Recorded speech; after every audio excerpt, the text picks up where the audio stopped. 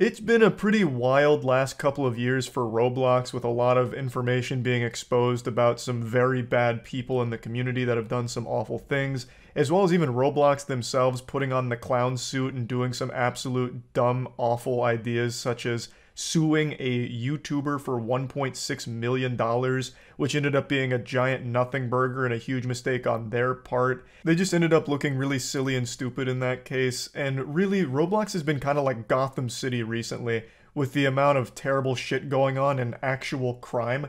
I'm not exaggerating, real crime, and that's what I want to talk about today. Ruben Sim, the YouTuber that was being sued for $1.6 million, but walked away with a huge dub, has still been fighting the good fight against some predators in the Roblox developer community, and one of them is now looking at potentially 2 life sentences. So huge hats off to Ruben for helping make this happen. The FBI did step in and make the arrest after conducting their own thorough investigation on that same individual, and hopefully all of that goes well in court and is sentenced properly, because this shit is downright deplorable. And Ruben Sim also highlights all of the floundering that Roblox did when handling this. They didn't take any of this seriously.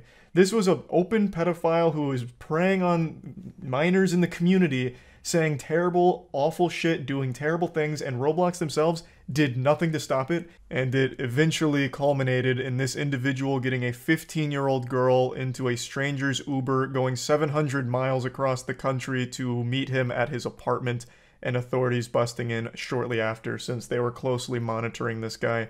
Overall, absolute dogshit handling of this case by Roblox. They did nothing to protect the children that use their service, and it is mostly children. They did nothing when confronted with this information about a pedophile who had an extremely popular game on their platform and was using that level of fame to actively prey on minors. They did nothing really to stop it. Ruben took it into his own hands and worked with other members of the community in order to try and get this individual held accountable and taken off of the platform. So great shit all around from Ruben. Definitely go show him some love. His channel link is in the description of this video. And now I'm just going to show you some of the video he made talking about all of this and going over it from top to bottom. A Roblox dev got arrested by the FBI. What, today? Is in Ruben Sim's new video. But did it happen today, or is he covering the... Because I know one dev got arrested quite some time ago. So is this a new one? The arrest happened a few days ago. Oh, shit. Because there was a former dev that did get arrested. But that wasn't, like, super recent. When I first learned about Arnold, I only knew him by his online aliases. He named himself Shedletsky, after one of Roblox's founders, John Shedletsky, and liked convincing people that he was his brother. Seems legit, right? Let me see. Can you prove you're actually Shedletsky's brother? No, it would require effort. Couldn't care less about doing effort. Just got done doing the most complicated physics you'll ever see in Roblox. So any more effort can suck my dick. What? What? Is this the physics? He sent a screenshot of, what, a Chaos Emerald or something? Like, what is this supposed to fucking be? This weird little sapphire. That does look like the most complicated physics I have ever seen in my life, though. It's sonic spin dashing. Over the span of 5 years, Arnold went from being one of Roblox's highest paid developers to being indicted on 2 felonies, facing 2 life sentences and $500,000 in fines. Holy shit. From what I understand, all of this started in 2017. Arnold was in the early stages of creating a Sonic the Hedgehog spin-off game called Sonic Simulator. Oh my god, it actually was sonic spin dashing, wasn't it? This is a callback to something a while ago. Is this that YouTube channel that was like an open pedophile? Spin-off game called Sonic Simulator. Here's a video from his YouTube channel showing... That guy also made Sonic games, though, which is fucking wild. The guy that was, like, openly admitted to being a pedophile. Got 90 million visits, it was well monetized, fully voiced, and it had a decently sized community. And that's where the problems began. It was pretty common knowledge that these jokes were being made in my community. Maybe not to the extent it actually occurred, Jesus Christ. but definitely known. So far as to the point where I was known as the old man with kids in his basement. We'll come back to this video later. Are you sure that's someone different? Because I feel like we heard that. Are these 2 different people? No, this is a brand new video. I definitely haven't seen this. Here, I'll just pull up what I'm talking about, so that way we can immediately compare. I don't know why I'm asking the fucking chat, who half the time suffers from short-term memory loss anyway. I think it was called the Andrew Files that did the deep dive. Is this the one I'm thinking? No, actually, it was, this was something different. It was, oh, God. There's been so many goddamn Roblox predators. What? My God. People make games. Thank you. That was the one. I couldn't remember the full video on that. Yeah, people make games. The Roblox pressured us to delete our video. Content one? They covered someone in here that I think is the same guy that we're talking about right now, who's facing the 2 life sentences. Yeah, responding to the document allegations. Okay, so then this is someone we learned about. I really thought it was familiar. Yeah, because of the Jeter Man YouTube channel. Apologizing for the things I've said. Yeah. I know I shouldn't have said those things regardless of the context. Moving forward, I will not have this behavior. Okay. So this guy finally got justice delivered then from the sound of things here. You're the reason I'm gonna end up behind bars. Wow, that one aged well. These are just a few of the messages Arnold Oh, he wasn't wrong. Girl, and she wasn't the only one. My sense of humor has always been very harsh. Dark humor, if you will. Ugh. And while it doesn't excuse my behavior, it does reveal that I had no intention on moving on any of the things I said.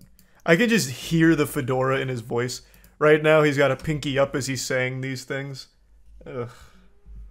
Christ. By the way, Arnold uses a voice changer to make his voice sound deeper. Here's what he actually sounds like. What? Moving forward, I will not have this behavior. This shouldn't have been a joke in the first place. He was very careful with what he said because he knows not to step over the fine line of joking around. Yeah, that's the impression I got from seeing these messages. Yeah. That seems like a guy who's... He knows where to tap dance on the line between right and wrong when it comes to jokes. Interesting. Obviously, the DMs that were exchanged between Jaden and the victims were not okay. Also, there's nothing quite like calling minors to prove you're not a pedophile. Quite the big brain strategy. No, look, I'm not a pedophile. Here's a 17-year-old on my payroll who can say such. Towards the end of the video, he shifts the blame onto the 12-year-old and calls her an attention seeker. First things first. Red, what I said to you earlier about my apology was completely sincere, and I hope you can someday let go of this hatred. However, I will call you out on this because you cannot be claiming to be an angel. Yes, victim blaming the child. What's really sad is looking at the like-dislike ratio here. He didn't, like, get slapped down with the dislikes. So he must have actually had support from the community, which is fucking crazy. Since the video is over half an hour long, I created my own video breaking it down in less than 7 minutes. Surprisingly, Arnold's main account was deleted not long after my conversation with this staff member. Arnold, however, prepared for this. Also, I'm pretty sure this account is on the... So Roblox has like a public wall of shame that is actively updated anytime there's movement like that with bans. What is it called? I think it's Roblox... They have like an FBI's Most Wanted for Roblox, and I can't remember what they call it. Does anyone remember? Is it terminated players? Because I remembered it being more than that. But there's like a different one, though. That's like much more focused on like the worst of the worst. Is it oh, it's controversial.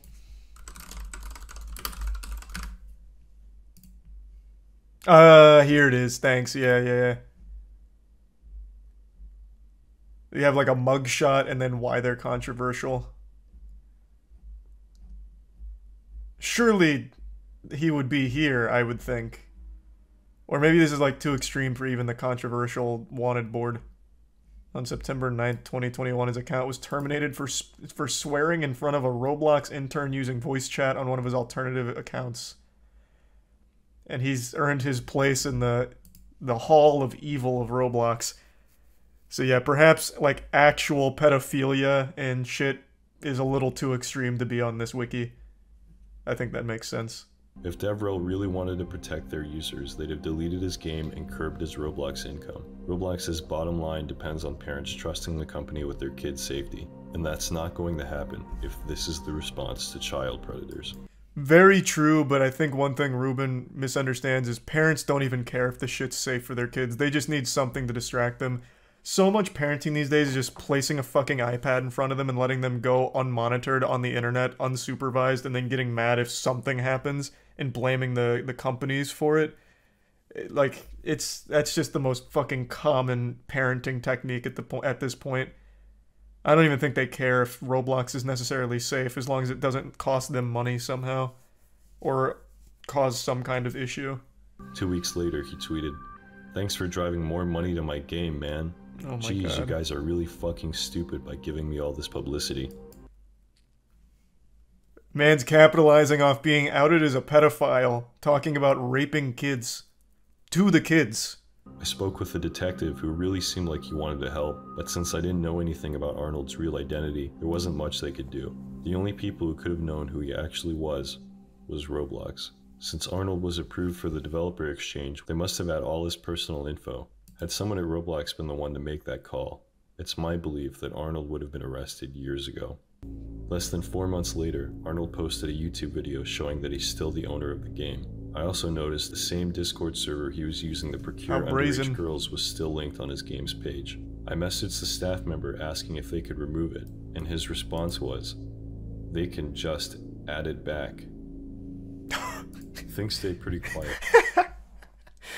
That's like, who works at Roblox? Actual children too? That's like some shit I'd say as a kid, like, what's the point in showering? I'm just gonna get dirty again. Like, it's not even the point. Like, taking action is still worth it, even if it could just be added again. I really didn't have time to continue with all this. I'd just gone through a lawsuit from Roblox, and I really wanted to get back to making videos, so I forgot about everything until May, when one of my viewers told me Arnold had disappeared. He wasn't talking in his Discord server or responding to messages. A few people thought he killed himself. As it turns out, Arnold had been arrested by the FBI. Following some breaking news God damn. 6 o'clock, 22-year-old Arnold Castillo of New Jersey is facing federal charges. The reason we're covering this In December, he took interest in another underage girl from his Discord server. Oh This girl shit, was okay. 15. Arnold was 28. So the FBI went on their own side quest and got him. $1,000 to have her picked up and transported 700 miles across state lines to his home in New Jersey. When her mom noticed she was missing, she called the police. 2 days passed before she was able to meet with a sergeant and a detective at police headquarters, where she told them about Arnold. She knew of him by his fake name and the fact that a few months prior he had placed orders on Amazon to her house, including several $1,000s worth of electronics that were canceled after the delivery deadline was missed. The police got a hold of Arnold over the phone, and of course he claimed his name was Jacob Shedletsky. Can you just imagine a world where Roblox actually takes pedophiles seriously, and then he's never in a position where he pays an Uber driver to transport a child 700 miles away from her parents to be with him? That is entirely on Roblox's plate right there. That is entirely their fucking fault. This could have been squashed 2 years, well, this was 2022. Yeah, 2 years prior. In the video, Castillo's voice can be heard narrating over images regarding allegations that he is a pedophile. Based on his vocalized rebuttals, the allegations sourced from unidentified fellow social media users who were reportedly juveniles. Those users had apparently informed Castillo that they were teenagers, and he ensued by making sexual advances and other derogatory remarks towards them. This has to be one of the first times where a YouTuber apology video is actually cited in a legitimate arrest. That's big. Dr. Rofatnik really fucked Arnold Castillo here by making that apology video with the deep voice modulator.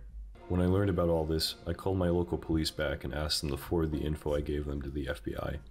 Arnold has since pled not guilty, and his trial is scheduled for November 7th. He'll take a plea deal. No doubt in my mind. He's not going to try and fight it.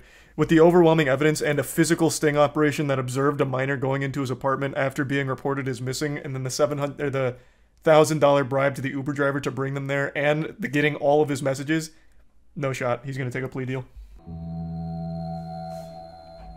Really fumbled that one there, huh, Roblox? This is still all supposed. Well, he's not found guilty on it yet, I suppose. So yeah, I suppose the right word is alleged. But he has himself confirmed all of the things he said to minors, even blamed them for attention seeking by bringing it up. And then the goddamn FBI investigated and caught physical evidence watched a minor go into his apartment after the whole missing persons report on a child. It's pretty solid evidence, I would say. I think we can at least surmise with a high level of confidence that not guilty is probably not the right word here. God damn. That is actually crazy. Good shit, Ruben. Ruben is actually like the Batman of Roblox. Even though he wasn't the one that ended up leading to the arrest of the Predator, I still think his information is going to be integral to the case. They found the apology video on their own, but Ruben compiled like all other relevant information to forward to them. So now this guy is facing 2 life sentences, right? Is that what it was? Yeah, 2 life sentences. And this could have all been avoided. Well, this guy was a pedophile before Roblox, but the actual victim going there in person could have been avoided had Roblox just done the bare minimum of taking a pedophile seriously. At the very least, he has been caught, which is more than we can say for the other predators from Roblox that we learned about over the last year or so. Seems like Bitcoin's gonna fall to the ground since everyone's still dumb enough to fall into NFT scams. I mean, I doubt Bitcoin's gonna collapse, but it looks like all the other ones are. What's Bitcoin at? She's still tanking a bit, eh? Man, they were killing it in 2021. It's just a correction, as they say. Why the lost interest? Because I think it's solely from NFTs and shitcoins. Keep in mind, all of this growth was at the time when NFTs, like, their hype was at their highest. Even your dad was hearing about crypto. And then your dad got scammed. Then your dad got scammed again. Then your dad found more shitposts from Elon Musk, got scammed again. Now your dad hates crypto. He sold. Everyone's selling. I think it is solely from NFTs and shitcoins. How much money have you lost? I haven't checked this since last August. I've lost a ton. Probably all of it, I assume. And that's fine by me, man. As long as I get to stop seeing all of those, like, crypto copium hype beasts on Twitter, I'm fine with it. I'll let, if that goes to 0, whatever. Yeah, I don't think Bitcoin's ever going to, like, actually collapse. It'll probably settle somewhere in, like, the 20 to 30K ballpark or something. I'm just pulling numbers out of my ass, but I don't think it's gonna die. Bitcoin has died hundreds of times. This won't be any different. Yeah, I see that cope a lot too. This one is super different though. I don't think there's ever been as much crypto hype and as much crypto scam and shady shit as there was throughout all of 2021 when Bitcoin made its crazy run. The faith in crypto is at the lowest it's ever been. I got into Bitcoin late 2015, early 2016, so I saw all of the rises, all the falls. There was never a time that looked like 2021, ever.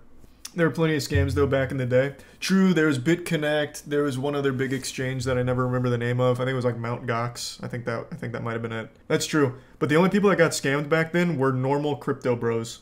Now, in 2021, the people that got scammed were just average, normal, not internet savvy people, not tech savvy people. And now they will never come back. That shit will just get slapped down. And every company tried their best to hijack NFTs as quickly as possible for a quick turnaround. I don't think there's a chance anyone believes in NFTs again. Even Poppy's Playtime made NFTs. Yeah, they did. Everything. Literally everything. The moment I saw Paris Hilton shilling Bored Apes on Jimmy Fallon was the moment NFTs died. I feel like you can kind of pinpoint the day NFTs died. I really think it was when Gwyneth Paltrow introduced her own Bored Ape. I really feel like that is when it actually went into a death roll, like an actual death spiral. Because after that, I recall everything going down. It was Saturday Night Live that killed crypto. That killed Dogecoin. I don't think it killed crypto in general. Weren't they trying to make a Bored Ape movie? You're talking about the ape cartoon. I forgot what it was called. I think it was like Red Ape. Yeah, Red Ape Family. Well, episode 2 came out 2 months ago. Hold on a second.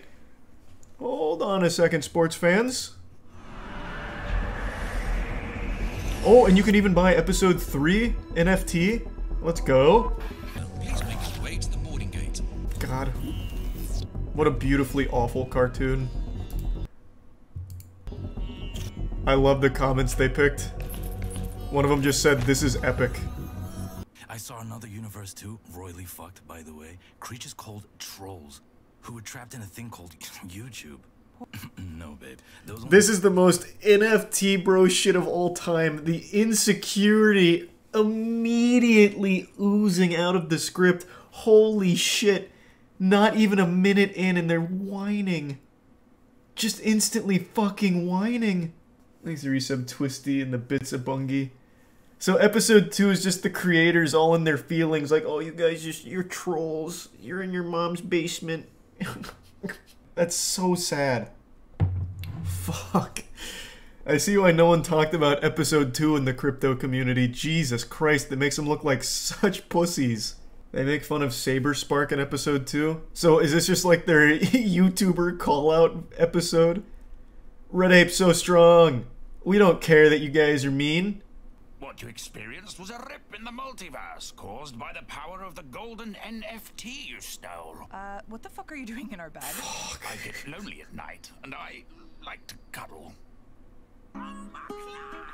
Good God. You're grooming his shit.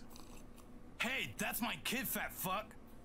The name's Fat Fucking Ape. Who do you think you... Oh my god, this is fucking awful. Episode 1 was bad, this is worse. At least episode 1 had, like, animation to it, kind of, I guess. I don't know, it's really hard to fish for, like, even a single compliment for it, but it wasn't this bad. Yucky. Yikes. Who is this for? I don't know, I guess just more insecure crypto bros. I really couldn't tell you. Like, even the comments just eat them alive. So I don't know who watches it for, like, entertainment. They even hide their own likes, because I'm imagining the likes were so little compared to the view count that it also looked bad. Yeah, I don't get it.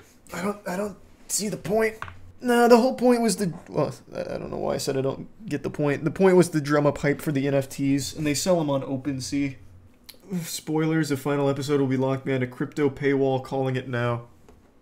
There's not gonna be a final episode. NFTs died. All of the money they were hodling is lost now.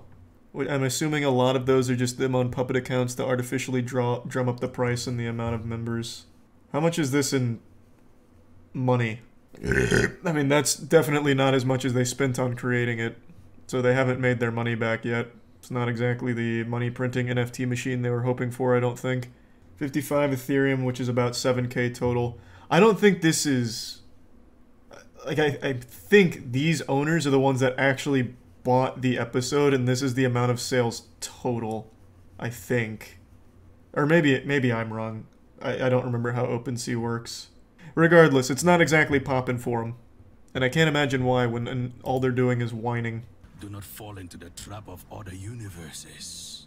Other universes. What the fuck is happening? Our bloody neighbors. Auxiliary sub fetal in a syncty. Chill out. I walked away from that life. I want nothing to do with NFTs. I make an honest living now. Well, I am. You fucking fool! It's safe, trust me. Come on, guys. Can I come on the heist next time? If that Yikes, man, this is fucking rough. This is a lot worse than episode 1. Episode 1 was like tolerably goofy bad. This is just fucking miserable. It's so slow and cringy. Cringy is a word that has completely lost all meaning, but my god, this is like the epitome of uncomfortable, absolute dog shit, like nearly unwatchable. Even if you like NFTs, even if you like the project, this is bad.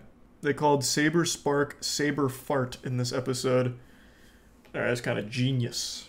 I'm pretty sure they write the script based on like what they read. So, like, his pull-out game, I wish my pull-out game was better. Just something you read on Twitter sometime is some kind of insult. The old dick twist, just a reference to a video you can point to and be like, ah, the old dick twist, I know that one. So I'm sure they saw Saber Fart somewhere and couldn't even think of that much. Well, of course, the reason they're insulting Saberspark in this is because he insulted them. He made a whole video on the Red Ape family. I will say, though, this is better than whatever Seth Green was going to make. Have you guys seen the trailer for that shit? Oh my god. Oh. God. Yeah, little backstory. Seth Green wanted to make an NFT show, but then he ended up falling for a phishing scam and losing his NFTs, his sacred bored apes. So then he publicly started begging the guy who bought the stolen apes to give them back, and I think that he was able to repurchase them from the guy. It's so embarrassing. I kind of want that rose. Don't take the rose, sweet. I'm taking my break. What? Yeah, it's fucking awful. It's so bad. It's so bad. So I will say, the one compliment, well, I can give two compliments to Red Ape Family. One, it's better than whatever the fuck Seth Green was cooking up here. And two, at least it has an ending. Like, at least the episode ends in 14 minutes. This was gonna be fucking miserable. Wait, so he made a video with his NFT, lost it, and then didn't have the rights to use that image in the video anymore? Yep. So, he was making an NFT show with his NFTs. Then his NFTs got stolen because he fell for a phishing link. And by the way, the phishing scam is the most batshit lunacy I've ever heard. He clicked on the phishing link and thought he was minting Dex Cats or something, Dax Cats. Another NFT. He thought he was minting them, but was actually just getting robbed. And then publicly groveled at the feet of the guy who bought the stolen NFTs to let him buy them back, which he did. But I also don't think he would have had any trouble just making the show anyway without owning the NFTs. Because they're fucking NFTs. There are no rights. What a fool. Yep. Well, actually, what's he doing on Twitter right now? Last time we checked, he was only whining. What's going on Twitter today, Seth? Hey, more NFTs! He hasn't learned his lesson, my man. Yeah. You seen the Crazy Frog Twitter getting wacky? Yeah, there's Crazy Frog NFTs. And I saw them, like, mad at themselves for making NFTs or something. Like, the Crazy Frog Twitter had, like, a disagreement on NFTs. Like, amongst themselves. Not too long ago.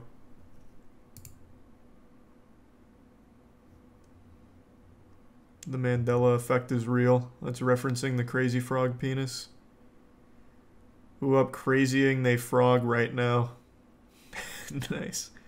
That's pretty good. I'm going crazy mode. Run. It's pretty good. This seems like a good account. Crazy Frog's feeling himself a little bit. That's fine. I'd give this Twitter account like a B. Only because of the who up crazying they frog right now. I don't know what it is about those posts from like actual brands, but that shit is the goofiest thing to me. You British bastards will feel the wrath of Hector, the rage monkey. Good lord. Man, the action's pretty intense though. Are you okay? Disgusting. I thought that gadget is flawed. I pay you two knuckleheads to do one job. Now look at you. Let's bounce. We have new orders. Man, that was epic. Finally, home. Okay, yeah, there's probably nothing else worth seeing here. Good. It's so bad you want to keep watching, don't lie. It's not fun bad, though. Like I said, episode 1 is fun bad. This one's just more sad. Jesus Christ. All cats stand by. That was it. Cannot underestimate the red ape family. Alright, a little cameo. I thought it was gonna be like a written joke or something, but I guess they couldn't think of anything. From Bitcoin. Bitcoin. Soda Bitcoin. Holy shit. Come on, guys, let's go. Oh my god. Get to the Musk one, quick! Chucky. Holy shitballs, you can talk? Yes. The Bitcoins have set me free, Chucky. You have no idea what is happening, do you? Not the slightest fucking clue. All will be revealed, Chucky. Here, it will reveal your origin and show you your... Why are you saying 1555? Chosen one. Why did you tell me to come to this? The baby is Elon Musk? Idiots. They don't have... Oh, I didn't even connect that. I'm not gonna lie. I didn't connect that at all. The Staples announcement for a new logo was more quality than this. True, but that logo slapped. That new Staples logo, whoo-wee. Shit went hard. Yeah, I'm not gonna sugarcoat this. What you're about to see is gonna make you upset. But I'm showing you this for your own good. For too long, you've lived in ignorance, burying your head in the sand, hiding in shadows, trying to avert your eyes from the truth. And now it's my job to drag you kicking and screaming into the light. OnlyFans. All of us have heard of it. This platform has blown up significantly over the last 2 years. It's become like the peanut butter and jelly of porn. Every single person has tried to make an OnlyFans at this point. But I don't think many people, myself included, realized how much money the top creators on OnlyFans are pulling in. Recently, Amaranth and Belle Delphine posted their OnlyFans earnings, and they are fucking shocking. Just look at this. Amaranth has pulled in 33.7 mil in total. Amaranth made more than the newest Matt Damon movie, and this was released worldwide. She's making on average $1.5 million a month. That's more than most professional athletes. People are spending money on Amaranth's OnlyFans like it's microtransactions in Diablo Immortal. This is like the Pokemon Go of porn. She's making so much money, and she doesn't do like fully nude photos or anything either. She basically posts shit that you see people post freely on Instagram, but she puts it behind a paywall. It's genius. I've said this for like 2 years now since OnlyFans blew up. It is the smartest hustle anyone can do because most of the top percent on OnlyFans don't even do like actual porn or nudity. It's fucking nuts. I think Amaranth only ever posted one fully topless picture and made $500,000 off that single picture. Just one photo of her titties made more money than the majority of people will ever see in their entire lives. Imagine if she did that once a week. Like one picture every week of her bare honkers, she'd probably outsell lottery tickets. And Belle Delphine's not far behind her. Her melons are also working overtime here, bringing in fat stacks of cash. She made right around $30 million here. This was a screenshot she posted in her most recent music video. And this one's actually a more thorough breakdown of where it comes from. So we can really analyze this. Clearly the bulk of it comes from subscriptions, 22.8 million just from subs. But then in second place at almost 7 million is messages. And then deeply in last place is tips at 240k. That was actually shocking to me. I assumed tips would be like the least lucrative, just because, you know, not many people are going to come around and just toss money into the piggy bank here for free and get nothing in return. But I still thought there'd be a lot more kind, gentle sirs that would just be donating to Milady for the sake of it. So that was actually really surprising to me that it's that far behind the rest. Now I want to briefly talk about messages there. So on OnlyFans, you can set it up so that way if people want to message you, they have to pay for it. Obviously a great way of farming a parasocial relationship and getting as much juice for the squeeze as you can from it.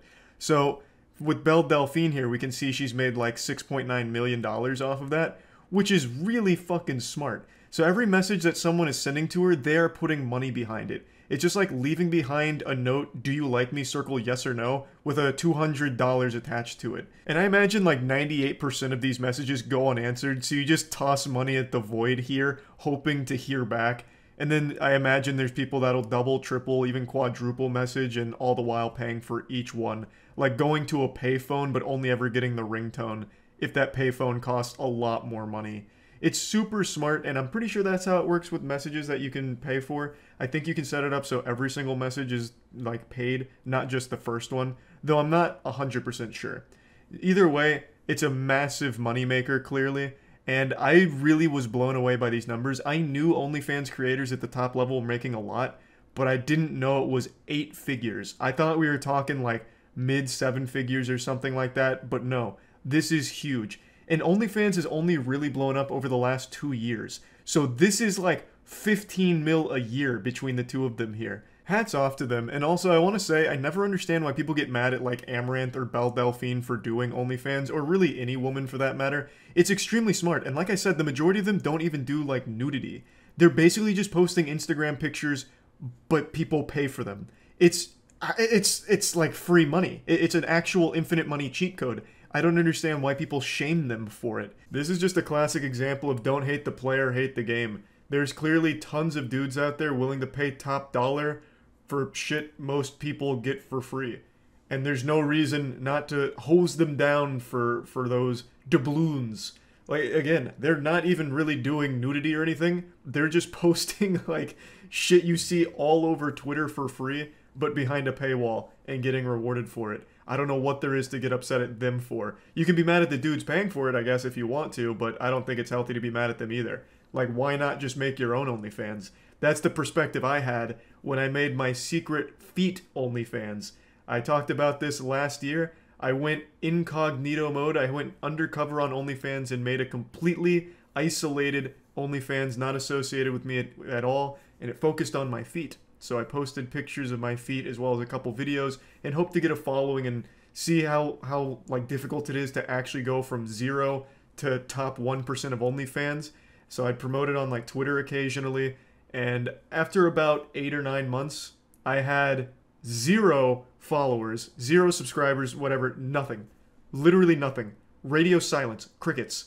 My feet OnlyFans was a colossal disaster, so much so that I'm never going to say the name of it because I'm so ashamed. I'm so embarrassed. If it got really popular, I wouldn't have shut the fuck up about it. I would have been rubbing it in people's faces like, I told you my feet were cool, I knew I could do it, and then also make a point like, yeah, you can actually grow an OnlyFans pretty easily.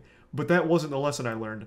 I learned that my feet are probably ugly, and it's not easy to grow an OnlyFans without already being established online somewhere. So I got a little lost in the sauce there. The point is, I have nothing but respect for the grind. Clearly it's paying off. Also, one OnlyFans creator dwarfs their earnings by a lot. Danielle Bergoli, Bad Baby. She has made $50 million on OnlyFans. The day she turned 18, she started an OnlyFans and made $50 million. That is so, well, A, creepy for the people that were like literally counting down the minutes till midnight for her to turn 18 and subscribe to her OnlyFans. And B, fucking wild how much money there is on the OnlyFans platform for people. That's so nuts. That is actual insanity. I really do wonder how much the #1 male earning OnlyFans creator is pulling in, because I have to imagine it's nowhere near these numbers. It's probably not even in the same ballpark. Dude's probably made like 80 bucks on it. Like, I have no idea, because I feel like 99% of every user on OnlyFans are guys who went there specifically to sign up to one person's OnlyFans that they found on Twitter. Like, if you go to pretty much any comment thread on Twitter, could be about anything, like, hey, good news, just published my newest book, and then the comments will be like, yeah, but I just published this new shit on OnlyFans. Like, any profile you click on Twitter is going to have a link to their OnlyFans, and I feel like the majority of users on OnlyFans are these people, these desperate people that found them through Twitter or whatever, and just followed them to OnlyFans and signed up. And then are like desperately paying to toss messages at them or get their attention somehow. Like, I don't think there's a massive organic audience that goes like through a bunch of different OnlyFans. I feel like they go there specifically for individuals that they've found online or have already followed in the past. I don't think there's a massive market on OnlyFans for male creators. At least I don't think so. I'm just talking out of my ass here because I have no data to back it up. I haven't seen any male OnlyFans creators post these kinds of screenshots to talk about their earnings. I obviously know some of them do well for themselves. Like, I know Tyga has his own OnlyFans that actually does decently for itself. But even there, I don't know how much that's making compared to these. It's definitely significantly less, if I had to guess. Yeah, I just wanted to talk about this because I found the topic super interesting, because this is just pulling back the curtain on something I think a lot of us wanted to know, which is how much the OnlyFans top level are pulling in. And it's way, way more than I thought, and probably most of you watching expected as well. So yeah, that's really about it. See ya. Roblox sued a YouTuber for $1.6 million. Roblox Lost. It's like a Darman video. They live to regret it. In the battle of David vs. Goliath, David won here. A multi-billion-dollar company slinging its meat around, trying to just slap a YouTuber with a massive lawsuit, somehow lost to that YouTuber. I've covered this story a couple times now, the most recent one being not even a day ago, and it has just been such a wild and wacky ride. It is absolutely fucking goofy. Roblox legal department really set the stupid meter to wumbo. This was apparently just a complete flop of like a intimidation tactic. I've already given like the full lore breakdown a couple times now, so I'm not going to go too deep into it. I'll give you the spark notes here for your book report. YouTuber named Ruben Sim. He's made multiple videos exposing some very bad actors in the community, such as open pedophiles that literally admit to pedophilia and preying on kids on the Roblox platform. Well, using the Roblox platform, they prey on kids on Discord, and they're very open about it. Ruben would call them out, try and report them. Roblox didn't do anything about it. Ruben also called out a former employee of Roblox who, as the social media manager of Roblox, also was running a porn blog on the side, which was also open and public, so just very disturbing. He would highlight these issues, as well as, from what I understand, he also made like troll posts on Twitter or something. Again, I'm not super familiar with Ruben's content, so I don't know too much about him. I only know like these key facts. And a month ago, the Roblox team slapped him with a lawsuit demanding at least $1.6 million in damages, and this was going to look to be a long court battle that would really fuck Ruben's ass. It's extremely expensive to fight in court for a normal person, but for a multi-billion-dollar company, they could have just funneled money into their legal team's mouth for years and kept Ruben bleeding if they wanted to do that. Ruben, in defense of these horrible allegations, and they were some terrible stuff Roblox said that Ruben had engaged in, he was planning to release a 3-part series defending himself and highlighting how those were lies, misleading, or just blatantly wrong, and he only released part 1 before Roblox folded. He posted this tweet just about an hour before I posted my video yesterday, so I looked like such a fucking idiot because I was late to the party here. But in the tweet he explains that they have settled and that Roblox didn't get any money out of the lawsuit, and he gets to keep his channel, all his social media accounts. The only thing is he can't access Roblox anymore, which in that case I don't even know what the point of living is. If you can't play Roblox, why even exist in this corporeal dimension? So Ruben's gonna have to probably struggle through rehab and therapy in order to try and see the value in life post-Roblox without being able to access such a sacred treasure of our society, but I'm sure he'll manage. All in all, a pretty good conclusion. Now, I talked about this on stream last night, and there's a few things that I'll just play the clips of now before getting a bit deeper into, but it's not, like, perfect for Ruben, because he still may have won the overall case, but lost a lot of money doing it. So we have an update to the Roblox situation. This happened right before I posted the video on it too. So now I just look like I'm way fucking behind here. So Ruben won. Apparently, according to Ruben, Roblox and him have privately settled, so the case won't be going to trial. He gets to keep his social media accounts, and he didn't pay Roblox any money. The only caveat is he can't access their platform anymore. So he says if you have a Pacer account, you can look up the full agreement. And I can't show it on stream for some reason because it keeps insta-closing. But I don't have a Pacer account. I didn't even know what that was. I thought that was like the presidential fitness test renamed. Like the Pacer Grand Fitness. But apparently it's like a legal thing where you can look up all of these court cases. He had to pay $150,000 to the plaintiff, but from what I understand, that $150K didn't go to Roblox. It was to cover all the attorney fees. So he still had to foot a pretty hefty bill. So at the end of all of this shit, luckily it wasn't in the millions, but it still seems like he paid a fucking hefty price. So Ruben really came out on top, albeit down $150K. I don't know who works the Roblox legal team. I guess it must also be children, because this shit was garbage. This was apparently just a really frivolous lawsuit that just cost Ruben a lot of money for no reason. So that also makes me doubt all of the other claims. Ruben only posted part 1, so he only dissected the first major point against him and pretty much highlighted how it was all misleading and false. By, like, the one that he tackled was the photoshopped nude photo of a Roblox employee. He didn't photoshop the photo. The Roblox employee was literally running a porn blog during his entire time hired by Roblox on their payroll. So he just went to the porn blog and the dude's posting a nude photo of himself, which Ruben also posted in order to criticize. Couldn't he countersue for defamation? I don't think that's a good idea. I think, all things considered, Ruben got off really lucky. Roblox is a multi-billion-dollar company. They could have dragged this shit out into court for a long time and bled Ruben a lot more than $150K. I think all things considered, this is a fat dubski for Ruben, even though it still cost him 6 figures. It could have been a lot worse. It could have been a lot worse. Yeah, so while they may have settled, Ruben still had to pay $150,000 for all the legal fees, which all things considered is a lot less than he could have faced. So it's still a bittersweet victory. Now, like I mentioned, there was a lot of allegations against Ruben, and they were horrible things, and he had a 3-part series ready in the pipeline to fucking fire through the cannon, the railgun, right at Roblox in order to defend himself. Only one of them's released, and I thought he did a great job of explaining how it was wrong. And the fact that Roblox has now dropped the entire case against him makes me believe the other accusations were also blatant lies and just wrong. So basically, Ruben paid $150,000 because Roblox wrote some fanfic in a legal document. Now, there is a really big silver lining to all of this, and it's perhaps the reason Roblox decided to settle in the first place. This case was huge. Everyone knew about it, even people that had no clue about Roblox drama or the Roblox community in general, like me, learned about this case because this was a massive deal.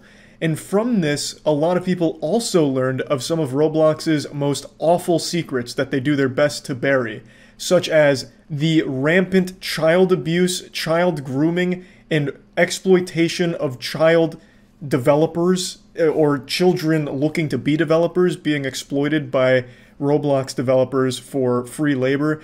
A whole myriad of terrible, terrible things came out as a result of Roblox trying to pop its cock into Ruben's mouth. And this is a big deal because now more people are aware of just how fucked up things have gotten on Roblox in certain places, such as the things I mentioned, but that's only the tip of the iceberg. It's also become well known to a lot of people that Roblox has an entire stock market system that incentivizes kids to participate in it, which leads to them getting like addicted to gambling and shit. It's real money too. It's not like fake money. It's real money. There's just so much going on with like Roblox that makes me scratch my head and wonder, how the fuck did more people not know about it? And it's all because of this lawsuit that now I'm aware of it and so many others are too. Which, to an uneducated troglodyte reptile brain person like me, makes me believe that this is the reason Roblox decided to settle with Ruben. Because as this case gained more and more steam, more and more people became aware of all of the fucked up shit going on their platform. So they were probably like thinking it's not worth it anymore, this is a PR disaster, because as parents learn that Roblox might not be the safest place for their kids, they're not going to allow their kids to go on Roblox, and that's their entire audience for the most part. It is like 90% children, and the other 10% are Roblox developers looking to make games for kids. And now Roblox looks extremely scummy, not just for this lawsuit against Ruben, which now you have to call into question the legitimacy of the claims they even lobbied against him. You have to wonder if any of the allegations they made were even real. So the trust with Roblox as like a reliable narrator here is broken, but they're also looked at extremely negatively because it's been proven by People Make Games, by Ruben, by others in the community, that they don't do anything to protect their players. These people have reported bad actors in the community, people that have been preying on kids or grooming kids. They have been reported extensively to Roblox, but they have disregarded it every time because it's happened off their platform. So they've completely washed their hands of it and said, doesn't matter, we're not going to do anything because it wasn't on the Roblox platform, even though the predators were using their platform to get access to the victims. They still pushed it aside because the actual crimes, I suppose, happened on Discord or somewhere else. But then with this lawsuit, they proved that they do care about off-platform behavior, at least when it comes from a YouTuber troll, I guess. Because they targeted Ruben for off-platform behavior, but they won't do anything for people that are literally preying on kids off-platform, yet still using Roblox in order to do it. So it just makes Roblox look extremely fucking shady for this. Their priority isn't in protecting any of their players or making sure that the kids on their platform are safe. Their priority is making sure that a YouTuber can't make a mean tweet about the game. Like, it makes no sense, and Roblox looks extremely fucking dumb here. So, while Ruben may have lost $150,000 in legal fees, Roblox also lost their public image, I would say. Their reputation is in shambles, if you ask me. For anyone like that cares, obviously like kids probably aren't going to even know about any of this. But for parents, this has become a lot more prevalent. Now they know a lot more about Roblox and some of the awful shit that goes on the platform. And I think that's overall a good thing, because now maybe Roblox will take the initiative and start fixing these problems that have been reported for such a long time that they've been neglecting. So hopefully something good comes out of the whole situation, And hopefully Ruben still drops parts 2 and 3 of those videos, because I still think it would be worthwhile to defend himself from those allegations since they were so serious. Anyway, I just wanted to talk about this since it all kind of wrapped itself up, and that's about it.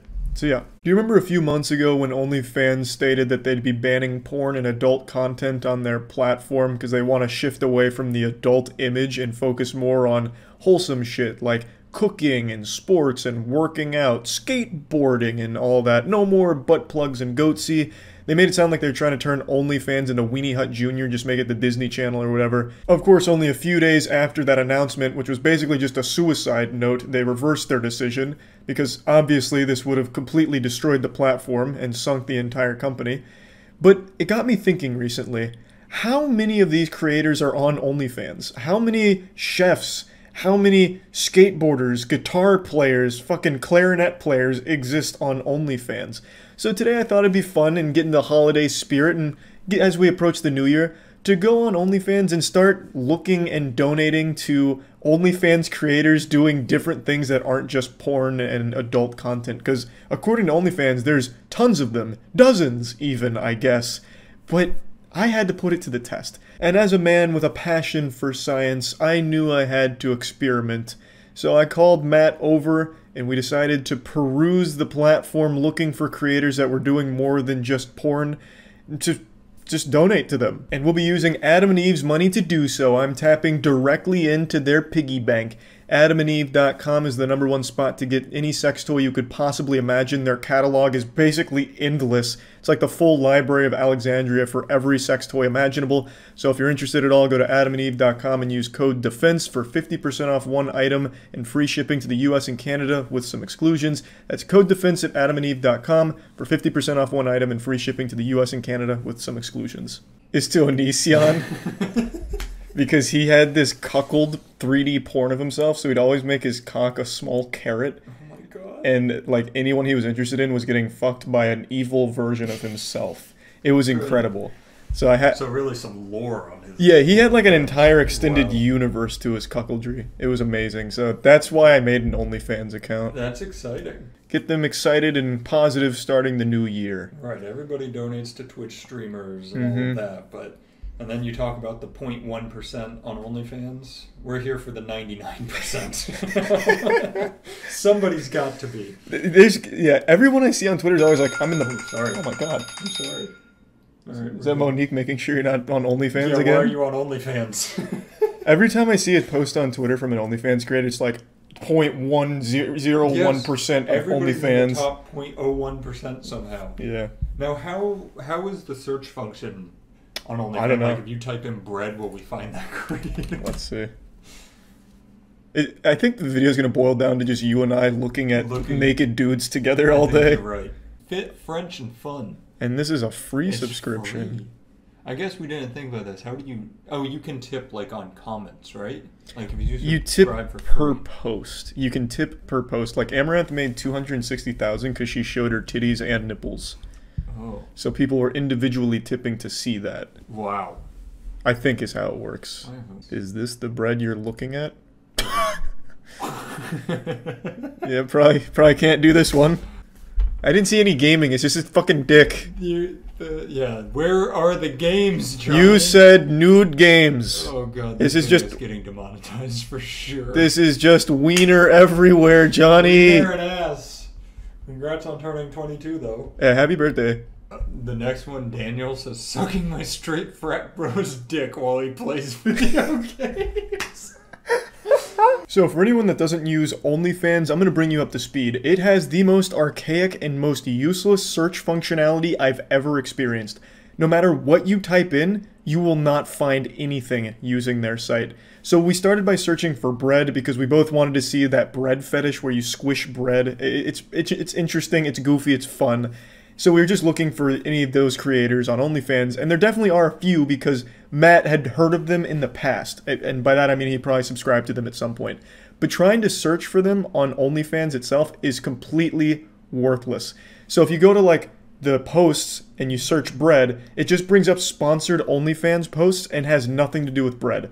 So then we started to resort to using Twitter to find OnlyFans users, because on Twitter, everyone is promoting their OnlyFans at all times on every post ever made, no matter what the post is about. It could be about some like 15 follower account talking about their Thanksgiving meal with their family that they haven't seen in years, and the top 3 comments on that post are going to be from OnlyFans creators posting their links. So I thought it would be a good place to at least look for other OnlyFans creators, but that didn't work super well either. The only other place we could think to even find OnlyFans users is in YouTube comments, because there's nothing but bots down there promoting OnlyFans. But then it's just bots. Like, you don't actually get a real person. If you click that link, it's just a virus. So that doesn't work. So finding people on OnlyFans seems extremely difficult. Or at least finding people that you want to, based on vague topics like gaming. So we tried gaming after Bread because we were looking for real gamers on the site, maybe like some Let's Players on there, you know, episode 254 of my slow play of Skyrim exclusive to OnlyFans, and we couldn't find any of it. We couldn't find a single gaming creator. All we found were what you just saw, gaming adjacent things where it's porn plus games. So people with their dick erect and like a Nintendo 64 controller dangling from it, or people getting their cock sucked while playing a game. So not exactly as advertised by OnlyFans back when they were saying we have a lot more than just porn on the site. They even mentioned gaming specifically. They were like, yeah, we have a lot of gamers that use OnlyFans for their playthroughs and shit. You know, Twitch will soon be extinct once all of the streamers go to OnlyFans for their gaming. From everything we were able to see, and we looked a lot for gaming in particular, you don't really go there for, you know, a review of Cyberpunk 2077. You're not going on OnlyFans gaming category to actually watch games. The closest thing you'll find is someone holding a controller and getting gamer gunked in the face or something. This could be. These are absolutely not grandmothers, though. Well, that one is. That's Granny fucks a lot with a big load in her mouth. We tried to broaden the search terms, so I went with grandmother, thinking that it would be like wholesome grandmother content, like baking cookies or something. I don't know what the fuck I was thinking. But then we found Granny fucks a lot, and she seemed like a sweetheart, and she was really on the grind. Most of the pictures, obviously I can't show, like almost every single one of them. A lot of it's like a lot of her spreading her pussy and like filled with cum and showing her butthole and all that. So clearly I can't show that on the video. But she's posting like every couple of days, so she's on that Sigma grind set, and we definitely thought this would be a good one for the first tip of the video. Not exactly what we were looking for, because like I said, we were trying to find what OnlyFans was saying with creators that aren't just doing adult content. Hers is very much so all adult content oriented and porn, but even still, it was hard not to appreciate her work. Okay, so we do a nice clean 6-month sub. Or sorry, $6 sub. No, I was like, I don't think we need 6 months. Wait, no! Shot at my Moto G7! Oh my god, she's on a fucking Razer flip phone doing this.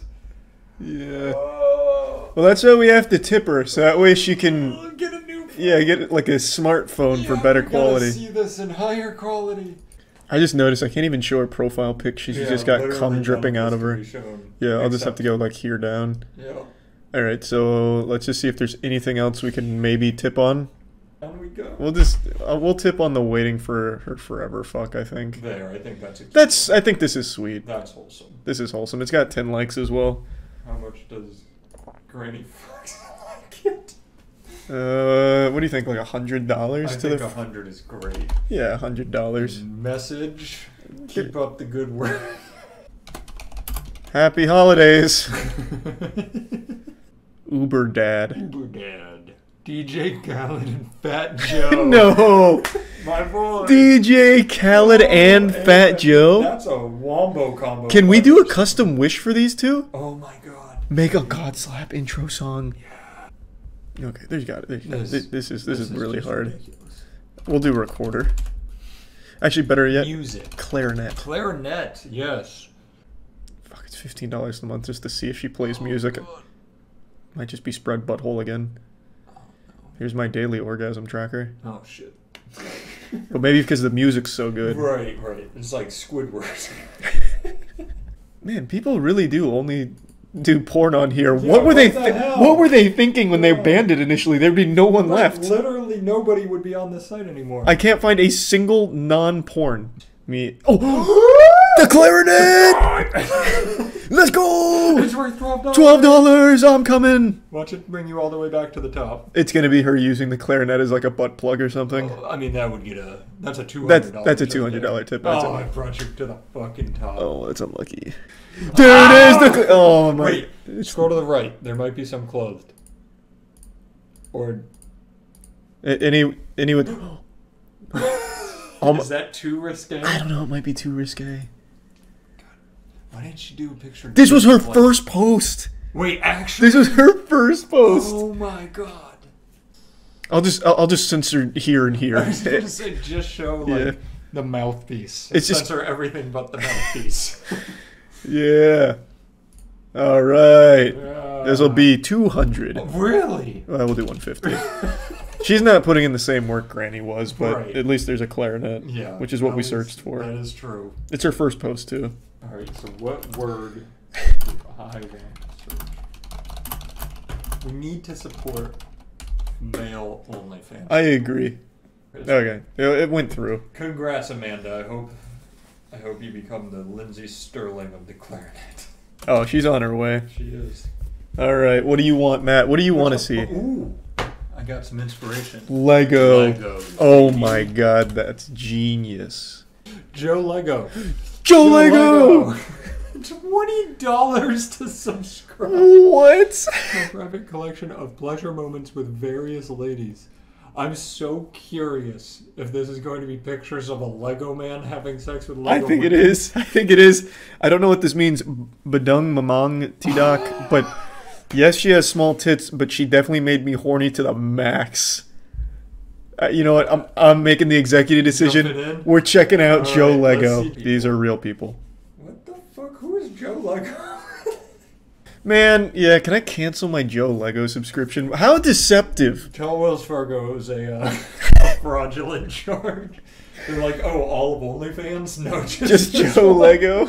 Just the one that says Joe Lego? Man, what the fuck? Oh, God. Alright, I made a mistake. He got $20 off. Buy... And spit on bread! Oh. This is it! This is what we wanted! She's got bread in her sandals! Buy spit or foot bread from me. We can buy foot Why would I buy spitted bread? Like, spat on bread that's gonna be shipped.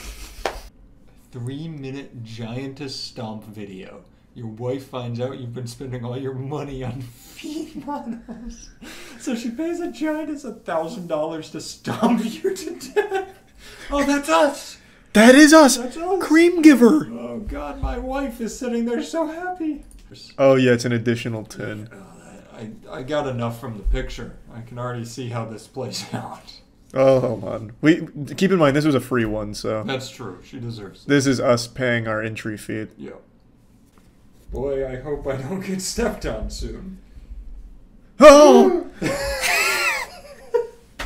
It was so shocking. It came in so quickly. Oh, and... His feet are so dirty. Oh, help! No. Oh, no! Wife, why would you do this to me? Honey, the feet are dirty. Also, if I'm addicted to feet and you're mad about it, why would you pay to have me killed by feet? Yeah. I feel like you're just perpetuating my problem. I just get sitting right to foot fetish Valhalla. Yeah, this is fine.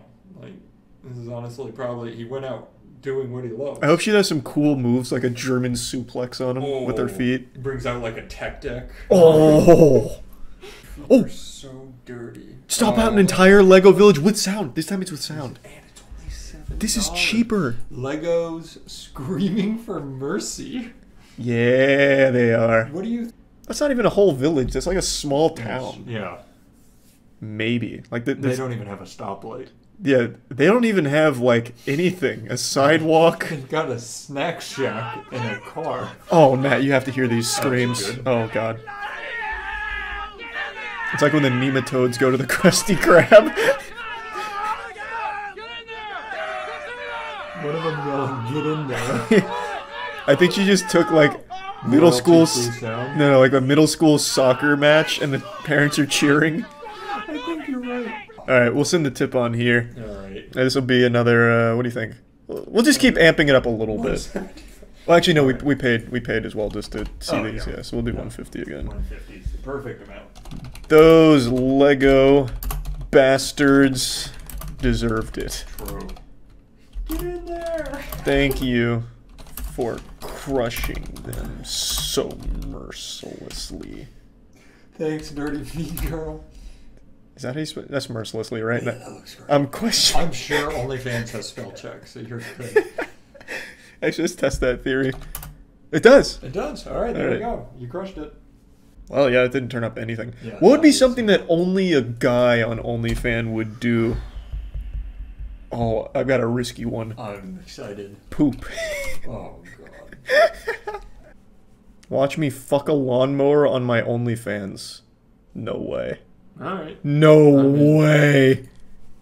I don't think it's going to be here. I don't either, but she linked it. Further back. Oh, here it is. Here it is. Squirting all over the lawnmower. That's why it's not popping up. Lawnmower. Wow. Well, how does, only $18 it's to unlock. It's an 8-minute video? Okay, so how does she fuck... Alright, fine. How does she fuck a lawnmower? Our job today is literally watching porn together. Yeah. And you know what? It's been a good day. It's been a good day. Yep. Well, oh, that's cheating! That's not. She doesn't fuck a lawnmower, she puts a dildo on the lawnmower. Jesus. Oh man, that lawnmower's getting drenched.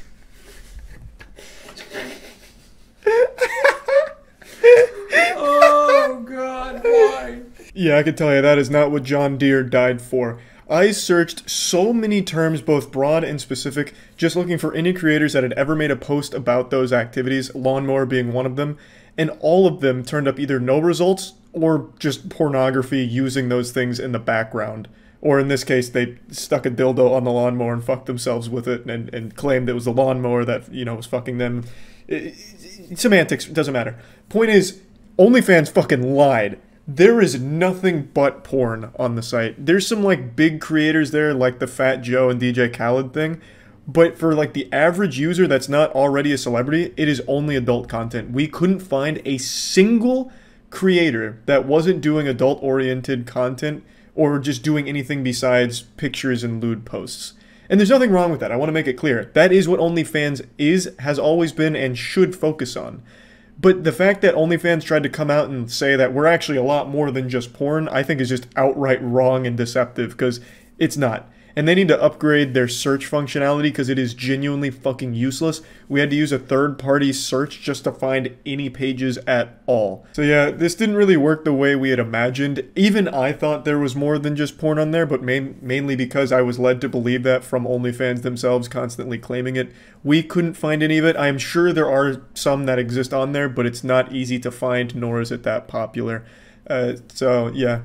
That's about it. It was still a fun little experiment to put it to the test, and yeah, that's about it. So yeah. Every child's worst nightmare just came true. This is more traumatizing for kids than if their parents divorce. Roblox just made a drastic change. They replaced the iconic oof sound. And even if you've never played Roblox, I'm certain you're familiar with that sound because it's been used in everything, everywhere for like the last 6 or 7 years now. It's become more popular than the Happy Birthday song. This is a legitimate tragedy. It's been 3 days since Doomsday, and it doesn't seem like they're going to be overturning this decision. This is pure lunacy. They've replaced it with a truly awful sound effect. It doesn't even come close to the original oof, and it's just... it's terrible, you know? You hate to see this happen. If you step outside every day around 3 p.m. when school gets out, you can hear the distant cries of children everywhere as they're mourning the loss of the great oof sound effect, as they punch the air, tears in their eyes, and just wonder where it all went wrong. I'll go ahead and show you a video that compares the old oof sound effect to the new one, and you can see just how horrible it is in comparison.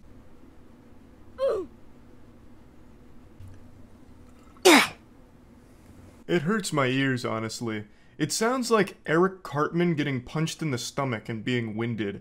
It's just, they didn't even come close to capturing the same feel as the original oof sound.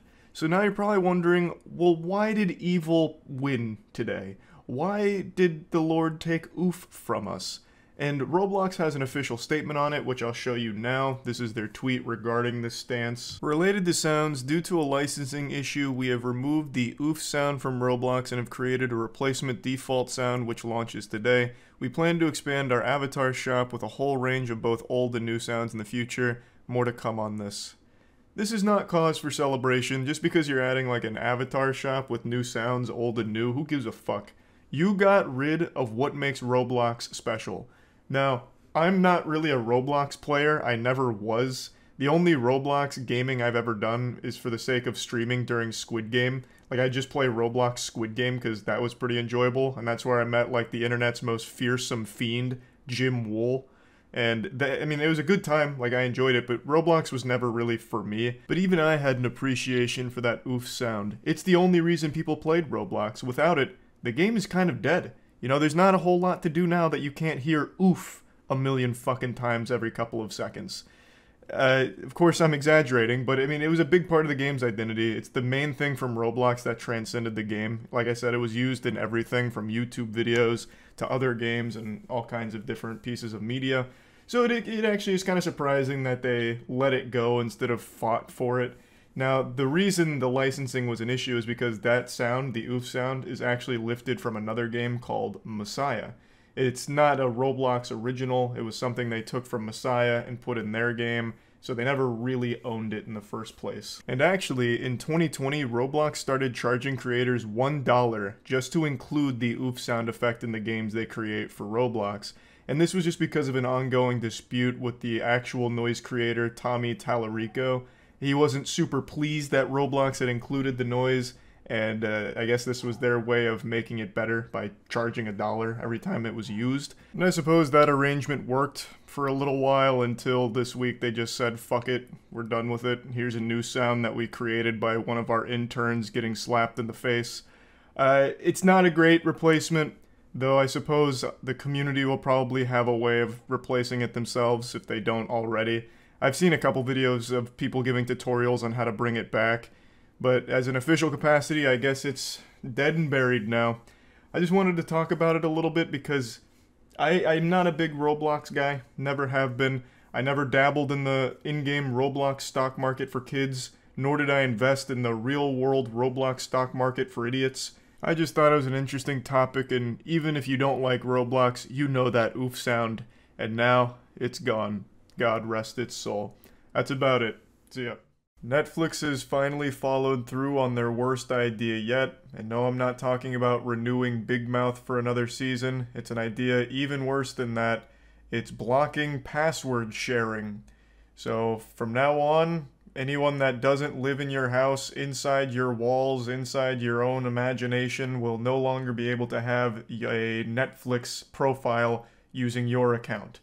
What does this mean for Netflix? Well, it means that they're going to see a drastic decline in subscribers, I imagine, because they fail to realize that this isn't some kind of must-have item. It's not some inelastic good that everyone needs to own. It's a luxury, and it's an expensive one, and it's a catalog of mostly dog shit. More like net shits, am I right? So if they can't share an account with someone that's already paying, it's not like that person's going to go out and subscribe to Netflix. Their catalog's not strong enough for that. They'll just go to a different service or they'll start pirating. So I imagine once this fully goes into effect, Netflix stock price will be flushed straight down the shitter and just sink to the depths of hell. It's going to collapse. It's going to be a bigger jump scare than the time Bilbo Baggins transformed and got angry at Frodo in the first Lord of the Rings movie. Now let's take a peek under this hood here and see what Tow Mater has cooked up for us. So this is the plan on how they're going to enforce it. Netflix accounts are still shareable, but only within one household. Thus, they're not shareable, it's just one house has access to it on X number of devices depending on how much you pay per month. It's very misleading, it's not fucking shareable. It's about as shareable as a toilet in my house. Yeah, you can come over and use it, but I can't take that toilet to any of my friends' places.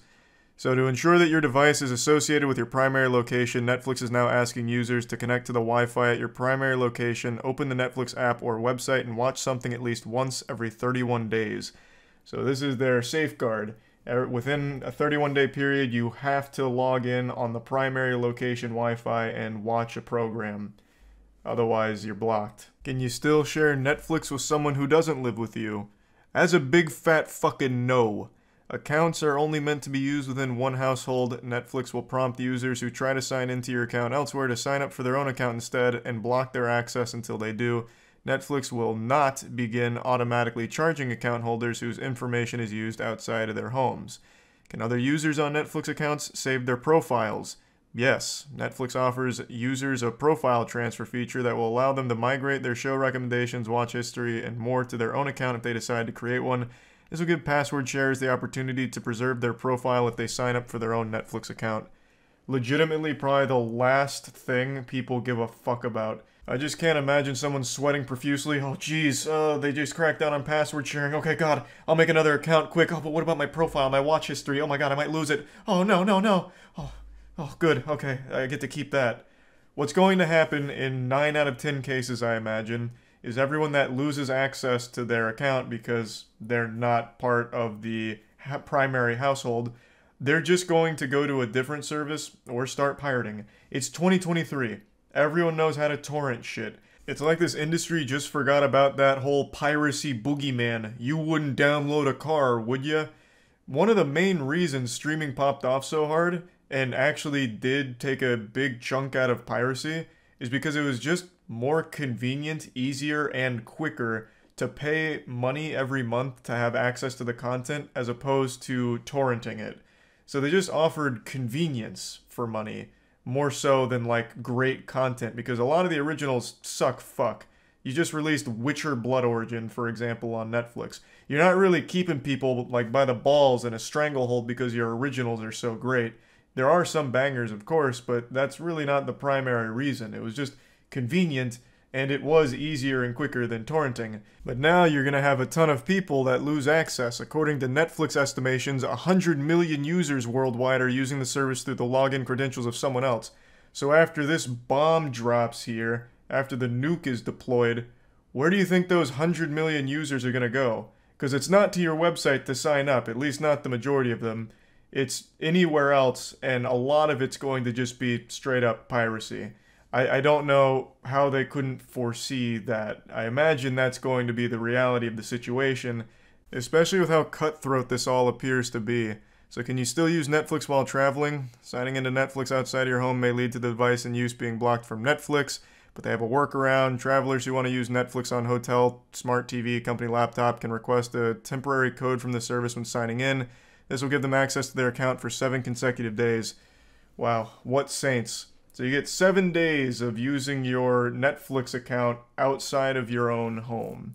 And then you have to come back to the headquarters and touch the base to refresh it at your primary location, otherwise you're fucking blocked. So God forbid you have a vacation that lasts more than 7 days, because you're shit out of luck if you wanted to watch Netflix during that time. And also, if you're someone that likes to at least have a Netflix account shared between households, like let's say parents get divorced and they still would like the kids to have access to their accounts across the 2 households, well, you're fucked. Under no circumstances can a Netflix account exist outside of the primary household for more than 7 days. So it's always going to need to be individually paid for, no matter what, it seems. So, pretty brutal. They're not pulling any punches with this protocol. And God forbid you make any mistake like not watching something within 31 days, because even if you're in your own household, shit can just get blocked, it sounds like. If your device has been blocked incorrectly, you'll need to contact Netflix in order to get it unblocked. That sounds really nice, easy, and convenient. Contact the fucking support hotline at Netflix, which is an absolute goddamn disaster. All of these big company support lines are complete trash. So, you know, God forbid you forget within the 31 days, or you accidentally stay in a vacation for 7 days and 30 minutes and now you're over the quota and you're blocked on there. Like, there's no wiggle room here at all. And then you have to contact Netflix hotline, which is a fate worse than death. So, that sucks. And then you can get a real nice peep at the prices down there. There's basic with ads for $7 a month. That sounds great. Just go ahead and cuck me. I'm paying $7 and I still get fucking ads on your service? Wow. Sign me the fuck up. That sounds amazing. Then there's basic with $10 a month. No ads. Only one device still. Standard at $15.50 per month for 2 devices, and then premium at $20 a month. So clearly they're expecting some kind of huge drop-off in the amount of subscribers here, which is of course going to be detrimental to the overall health of the company. So the prices are supposed to reflect that. They're hoping to make it up in this area. But I don't see it offsetting the large amount of people that will just not be signing up once they lose access. Again, the Netflix originals aren't strong enough to keep people hooked, and everyone knows how to torrent shit in 2023. If they were really desperate to see the originals, they'd probably just fucking pirate it. And I don't know how they could be so delusional that they've convinced themselves that the hit they're going to take from this is negligible in the long run to the amount of subscribers they'll gain. I just don't see them gaining any meaningful amount. You're kicking them out and spitting in their face. Why are they coming back? Most of the people that use Netflix probably signed up during COVID when there was nothing else to do. But now, once you kick them out, it's not like they're that desperate for that kind of entertainment anymore. They'll just do other shit in their downtime. And especially after you fucking use and abuse them here with this new system and the prices, I just don't see it going over well. You can already see the response is overwhelmingly negative, even from like the ultimate consumers that just fucking love consuming everything. Even they're calling this out, talking about how this is finally just going to be the straw that breaks the camel's back, that they're going to cancel Netflix. So they're losing their pay piggies as well. So no one likes this. No one at all. And I'm sure Netflix won't like this 6 months from now. That's my prediction. I guess I could be totally wrong, but I guess we'll see. That's about it. So yeah. The only thing I know about Kik is when Tinder was first becoming a thing, there was a ton of Kik bots where you'd match with them, and the first thing they do is like, hey, you want to see me spread my pussy? Check me out on Kik. But obviously everyone knows that it's a scam and a bot, so I never knew anyone that actually went to it. And that's all I know about Kik. So from what I understand, it's supposed to just be like a messenger app, right? So is it like WhatsApp? Do we have any like Kik enthusiasts in here? It's for grooming and catfishing. Seems like a pretty risky business model. Like officially, that's what they target? Man, no one has anything nice to say about Kik. Why does it exist? What the fuck? This is all horrible. This all sounds miserable. Jesus Christ. Ooh, it's like a full-blown movie here from Tuve.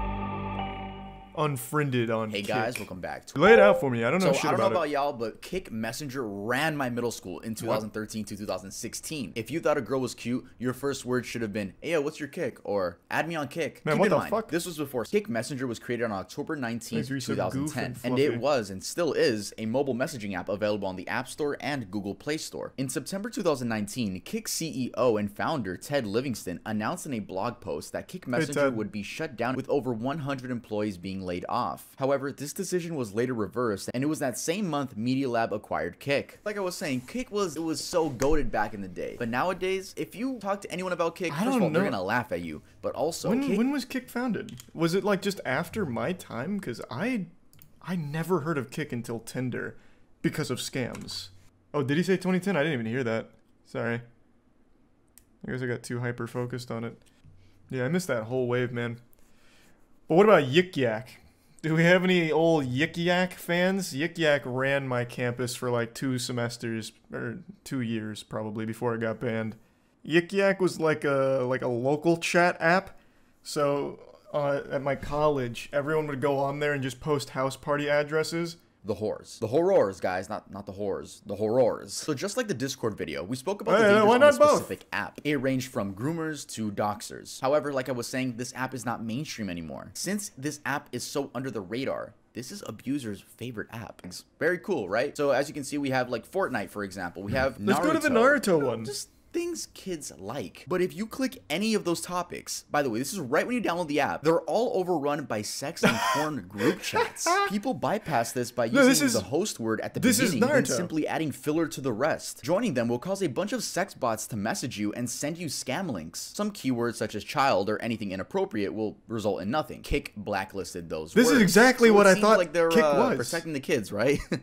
No, let's keep talking. And they told me that a popular method abusers use on this app is by looking up sad or depression group chats and will prey on children that are looking for someone to talk to, aka a shoulder to lean on. You could apply that to any case, but I just didn't know. I don't know, man. If I didn't know that, I feel like other people don't know that, and I just want to make you guys aware of that. That's a method abusers will use. These abusers will look up depression chat or LGBT chat simply to prey on vulnerable minors. And this is a huge problem on the app. There are articles and articles. The big problem is anyone downloading the app, it sounds like. Put into place. Sounds like just downloading the app should flag the FBI. About CP.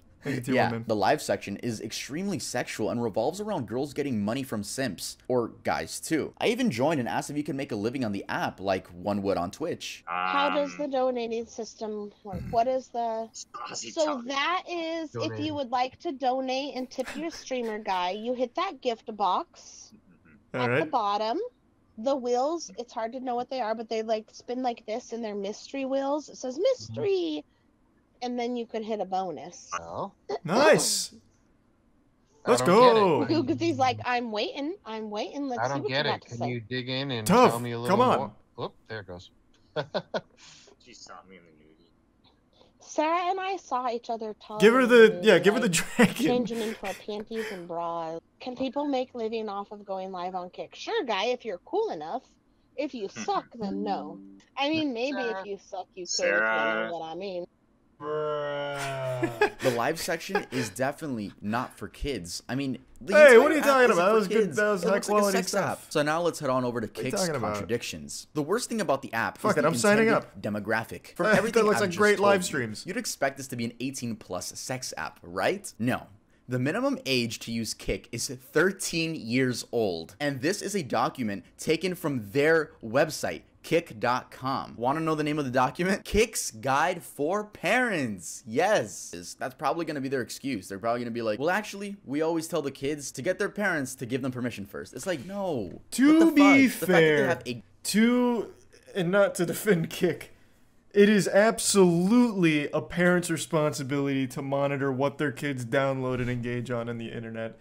I am so tired of companies, or not companies, parents blaming companies. The parents have a fucking responsibility to actually be a parent. It's not up to the internet to raise the kids. Now, this obviously shouldn't be accessible to kids in the first place. Like, this is just like a dog shit degenerate app. But I'm speaking on the whole. Fucking parents don't do shit anymore and blame everyone but themselves when, like, oh my god, my kid was... He left YouTube Kids app, and instead of getting Finger Family, he watched Ludwig talk about why he's not his friend. And now all of a sudden my kid's crying, and I'm fucking pissed at Ludwig, and YouTube ruined everything. You know, it's like, do some parenting. It makes me so frustrated. That is one of, like, my biggest pet peeves. Thanks to the gift sub Jinx and the resub Croven. It's been like that for the last, like, 3 years, I'd say. It's gotten really bad. Especially on YouTube, where they keep having to, like, pressure YouTube, like, YouTube fucking hates kids. YouTube ruins kids' lives. When it's like, you just let your kids go on YouTube completely unmonitored. And then they found a Nexpo video on a morbid topic or something. Like, it's your fault. You suck. If you see this video, or if people are outraged by this or some shit, either remove all the sexual content from the app, clean up the hashtags and sex bots, or simply make the app 18+ everywhere. True, it should just be an 18+ app. Kik. Like, no, this is a sex app. It is clearly a sex app. Look at this. Do you guys see this? No, I can't. 13+, right? I can't see it. Just paint a picture. Is it Goatsy? Chatting with single Blue guys, Waffle? 21. Oh my god. You will see explicit photos. Please be discreet. What is that an IP address? What did you just send me? And you know, it's so weird. Don't click it. The same profile picture. Dude, I mean, literally, think about it. A kid downloads this app, right? Ooh, Pokemon. Let's go to Pokemon. There are nudes right there. There are nudes right on the app, right? It's horrible. How cool is that, right? A guide for the you parents, get Pokemon in their right mind and tits. And some group chats actually do help people. Like I was saying, there are depression chats where people do help each other, but it's like such a gem to just find go somewhere else. Group chat with humans. Why stay on or at Kik? least decent just humans. go to Discord. There's no point in downloading the app or depending on the fucking app. Skype. I don't know, man. Why stay there? Please fix your app. Please fix the ratings. Do something about it. And I'll see you guys next time I upload. Bye, Tov. Nice. Well, that was interesting. I can't believe Kik Messenger is still alive. I really can't. Discord with Discord mod and admins. Yeah, but the thing is, on Discord, you can still just take those people from Kik, like, that are human beings, and just make your own Discord. It's not like you're going to interact with the moderators. You can just talk to them on there. Right? Like, you don't have to actually interact with, like, a Discord mod and Wumpus and Springle. I mean, God rest their soul, they've been retired now, but, you know, you don't have to actually interact with them at all. Whereas on Kik, you're still being blasted with sex bots. I've been actively following all of the Netflix updates in regards to their password sharing policy, because I always get really interested when a company the size of Netflix makes business decisions that could ultimately lead to its demise. This idea of something being too big to fail, but then failing anyway, is always so interesting, like Blockbuster. Once a household name, but now a household joke. Netflix watched Blockbuster jump off a cliff and said that looked like fun, so why don't we try it? Which is poetic considering Netflix did play some role in the demise of Blockbuster, and now they're making decisions that are very possibly leading them to the same fate. I'm sure all of you know they don't like password sharing anymore. They're waging war on the 100 million password sharers. They're trying to commit a genocide on them. They've made a very strong stance, wiggling their finger, saying, no, no, no, no more of that, Buster. They've pumped up their SpongeBob anchor arms and they're busting down your door and removing access to your Netflix account if you're a password sharer. I've already talked about this twice, but it just keeps changing and evolving quicker than a fucking Pokemon. So initially, their plan was restrict access to anyone that shares passwords, where it's only a one household service where you have to be in a primary location in order to access it, and you only get a 7-day grace period while you're traveling to access Netflix. That was as lenient as they got, and they put all of these rules into effect in some Latin American countries, but now they've also put it into effect in Canada. Mudahar recently made a video covering all of this. Here you can see a notice that you receive. A Netflix account is for people who live in the same location. So if you're not a member of the family, or at least a stranger living inside the walls, attic, or basement of someone's household, you won't be able to access their Netflix account anymore. You'll just be kicked off and unable to access it. Now, originally, this was going to be going global, right? But after backlash, they tried to play the "it was just a prank bro" card and say that this policy wasn't meant to go live on the American services, so when it hit the website as like an upcoming policy change, they tried to backpedal saying, whoa, big oops moment here. That's not happening yet. But then confirmed that it is happening in Latin American countries, and now it's happening in Canada, so you can extrapolate from this that it's likely coming to America very soon. Going to the website, you can see a bit more in detail exactly what the plan is. We've always made it easy for people who live together to share their Netflix account with features like profiles and multiple streams. While these have been hugely popular, they've also created confusion about when and how you can share Netflix. Today, over 100 million households are sharing accounts, impacting our ability to invest in great new TV and films. What's impacting your ability to invest in great new TV and films is common fucking sense. You guys have brain rot at the office and literally greenlight the worst shit imaginable. It is unreal, the low quality of some of your Netflix originals, and you don't even promote half of them. In the last video I made talking about this whole situation, I mentioned Bruise Brothers, which is a show that I think had 10 people watch it, and one of them was Matt, and he said it's the worst comedy he's ever watched in his life. And Netflix tries to like bury that under the rug, yet they financed it, right? Like, you are putting money behind projects no one wants, no one hears about, and no one likes.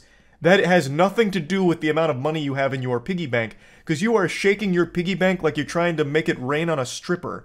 You're just putting it into projects that are bad and doomed for failure. It has nothing to do with your actual financial bottom line. You have plenty of money to invest in good TV and films.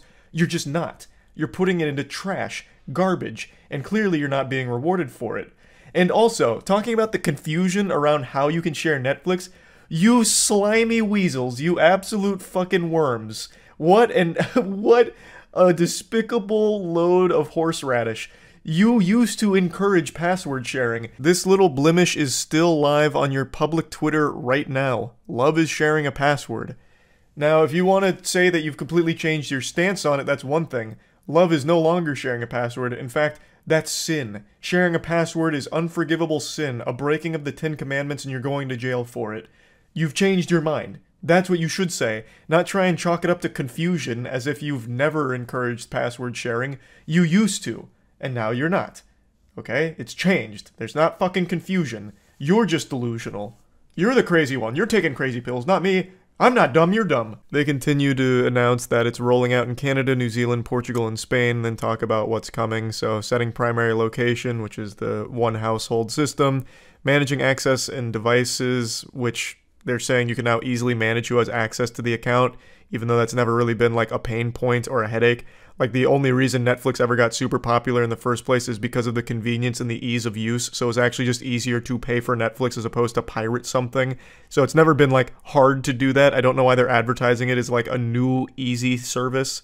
So that's a weird bit of fluff there.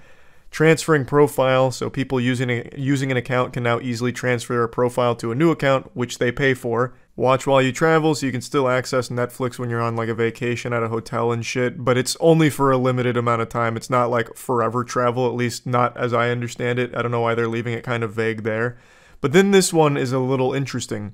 So now you can buy an extra member. So members on our standard or premium plan in many countries, including Canada, New Zealand, Portugal, and Spain, can add an extra member sub-account for up to 2 people they don't live with, each with a profile, personalized recommendations, login, and password for an extra $8 a month per person in Canada, and then adjusting the rates for the other locations. So you're paying a subscription per person per month. And here's just a visual of all the plan features. So premium is clearly the highest tier where you get to purchase membership for 2 other people. And this whole thing is very confusing to me because it seems like there is absolutely no reason to purchase extra members on your account. You're not getting a crazy discount on it, and when you do pay for that extra membership, they're getting their own separate login and password. All you're doing is picking up the bill. So you're paying 2 monthly payments, your account and now theirs. So what the fuck is the point? At that point, you're better off just giving them $10 in the mail and saying, hey, go crazy, go hog wild, make a Netflix account with this.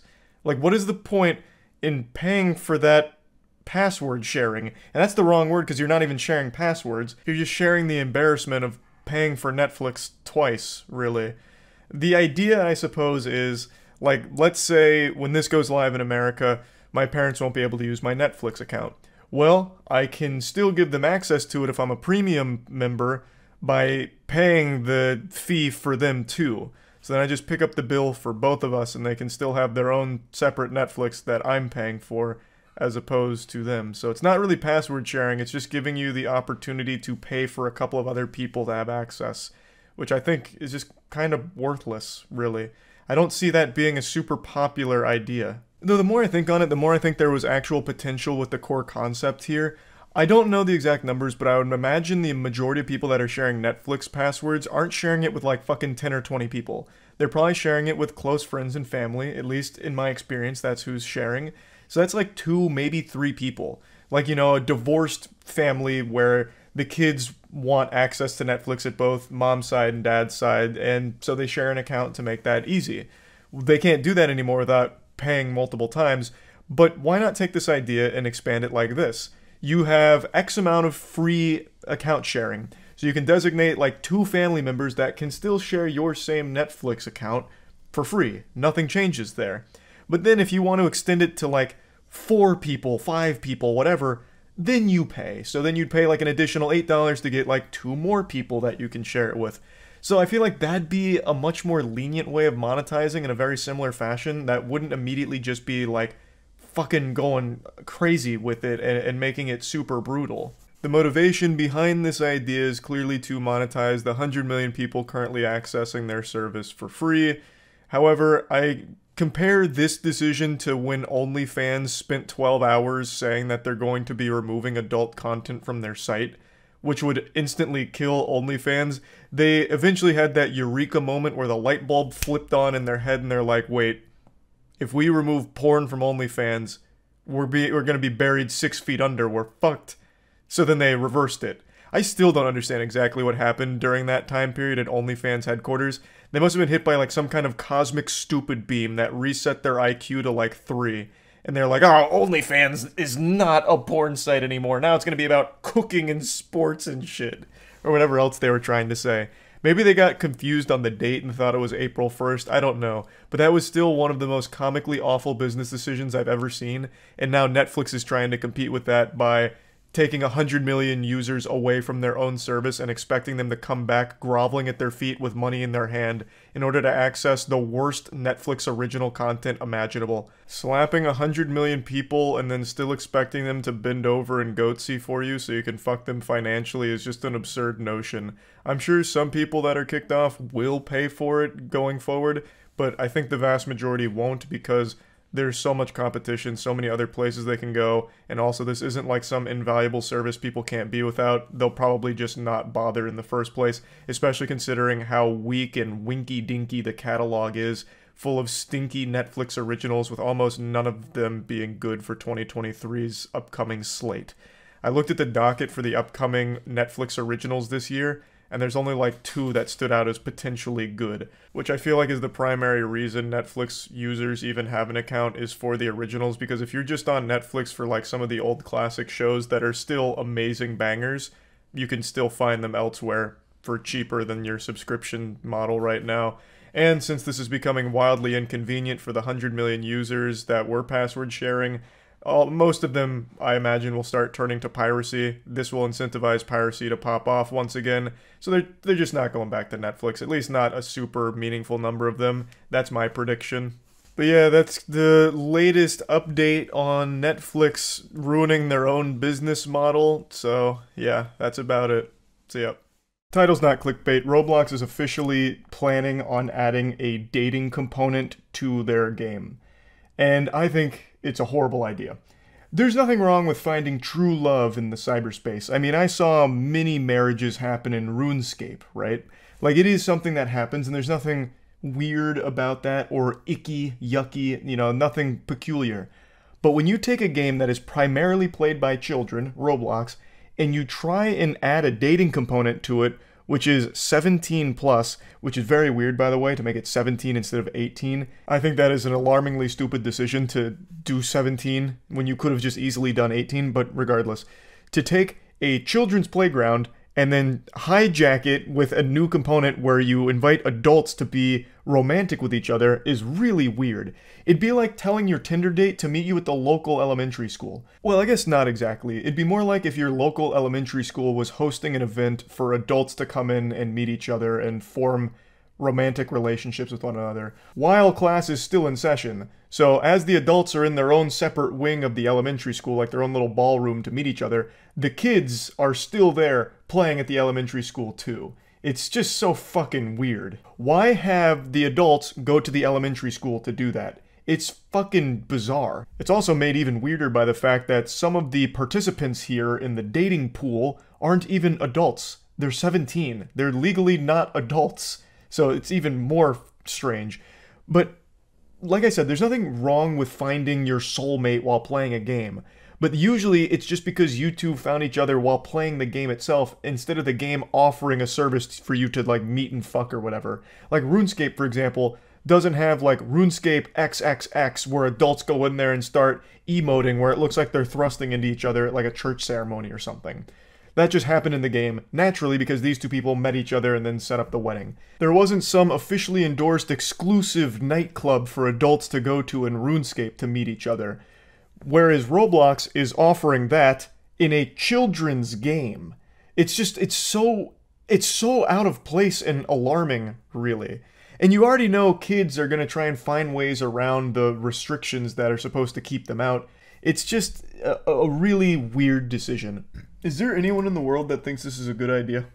I can't imagine a single argument for it. Why would Roblox want a dating app component to it? And also, why 17? Why not just make it 18? The fuck is the point? You could just make it 18. Just go on Second Life at that point. Or just go anywhere else. Boo! Quick jump scare. I just want to quickly shout out Starforge Systems, the best PCs in the universe. It's a company I've been a part of since the start. And recently, I guess a lot of people are waking up and opening their third eye to the beauty of PC gaming because I've been getting asked a lot about where to start when it comes to PC gaming. So I just want to quickly talk about Starforge because we have the best PCs available. If you're someone who's just starting to dabble with PC gaming, we have a line called the Horizon series, which is just perfect for the everyday gamer. Or if you're someone looking for top-of-the-line equipment, top-notch, looking to upgrade to the best available, we have an entire line called the Voyager series. At Starforge, we have several different PCs at different price points, so you can always find the PC that's right for you and your needs. It's premium quality, impeccable attention to detail, white glove service at an accessible price point, and each computer comes with a full 2-year parts and labor warranty. Also, the logo is a hammer, not a penis. So yeah, if you're looking to upgrade your current PC or looking to get started with PC gaming, I highly recommend Starforge. I'll put a link in the description below. I don't know why people would want to date each other over Roblox. I just don't, I don't see that happening. This just feels like even more tools for predators to prey on kids. Because you already know kids are going to fake their age for this. Apparently the verification they use is government ID plus a selfie, I think is what it was. So you could easily just have a kid take his parents' license and then just have them take a selfie, send them a selfie. They release this news and then they go on Twitter to see who's celebrating it and then they put them on a watch list. This whole sentence is so fucking dumb. Roblox really wants to move beyond being an app for kids, and that includes making it a place where adults can actually meet and date. Why, though? Just fucking why? There are very few adults that are playing Roblox. There definitely are adults that play, but not that many. Why give them a place to date? Have them take it elsewhere. If you want to move beyond just being an app for kids, then start somewhere else that's not immediately into fucking dating.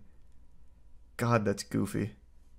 I couldn't imagine thinking I'm lonely, maybe I'll find a girlfriend on Roblox. I couldn't imagine that either. I really can't. There's nothing wrong with meeting your significant other online or anything. If you, queuing up together and you just hit it off. That happens quite a bit. And it's a real relationship and shit. But it never happens in, Roblox dating app. Or I don't even think it's going to be an app, right? As I understand it, it's basically just going to be Roblox dating zones. So a PvP zone. But for lonely adults, I guess. It's probably going to cost money. No, I don't think so. Let me check. I haven't read this article. I read a different one. Let me see if this has anything about it costing money. The company recently added experiences that can only be played by users who have verified that they're 17 or older, meaning that people hanging out in those exclusive experiences can be relatively sure they're spending time with people who are old enough to be there. Next year, Roblox is planning to release an AI-powered tool that will let you make an avatar with an image and a text prompt, which could help you make a more realistic version of yourself. And with the platform soon to launch Roblox Connect video chat feature, people who form a connection could move a video call to talk more. It's so fucking weird. Move over Minecraft girlfriends, Roblox girlfriends are in town. True. Roblox is the new sheriff on the block now. And also, why even add video calls? What possible reason could there be for that? Xbox Live used to have video calls, and it wasn't used that often. And when it was some degenerate shit. Xbox 360 Arcade Uno had video chat capabilities, and it was usually just for people to be fucking themselves on the cam. It was early Omegle. Usually just jerking off, playing porn, or just actually having sex on the Uno cams. I loved Uno video chat. Yeah, I mean, it was fucking crazy. It was actually crazy.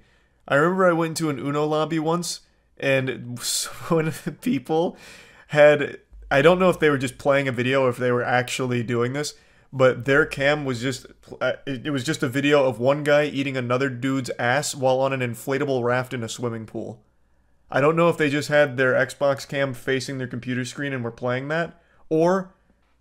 even more incredibly, they brought the Xbox Live cam out onto their patio, and then the two just started eating each other's asses out on the inflatable raft. Roblox is already kind of a metaverse adjacent game, and it seems like it's leaning really hard into that. A Fortune 500 company will use Roblox experience as part of their recruiting process. A school will integrate a full K-12 curriculum with Roblox, including language courses with schools in other countries and virtual field trips. This is exactly why our IQ is deteriorating. Ah, yes, in the future, you'll attend all of your classes through Roblox with an intense curriculum.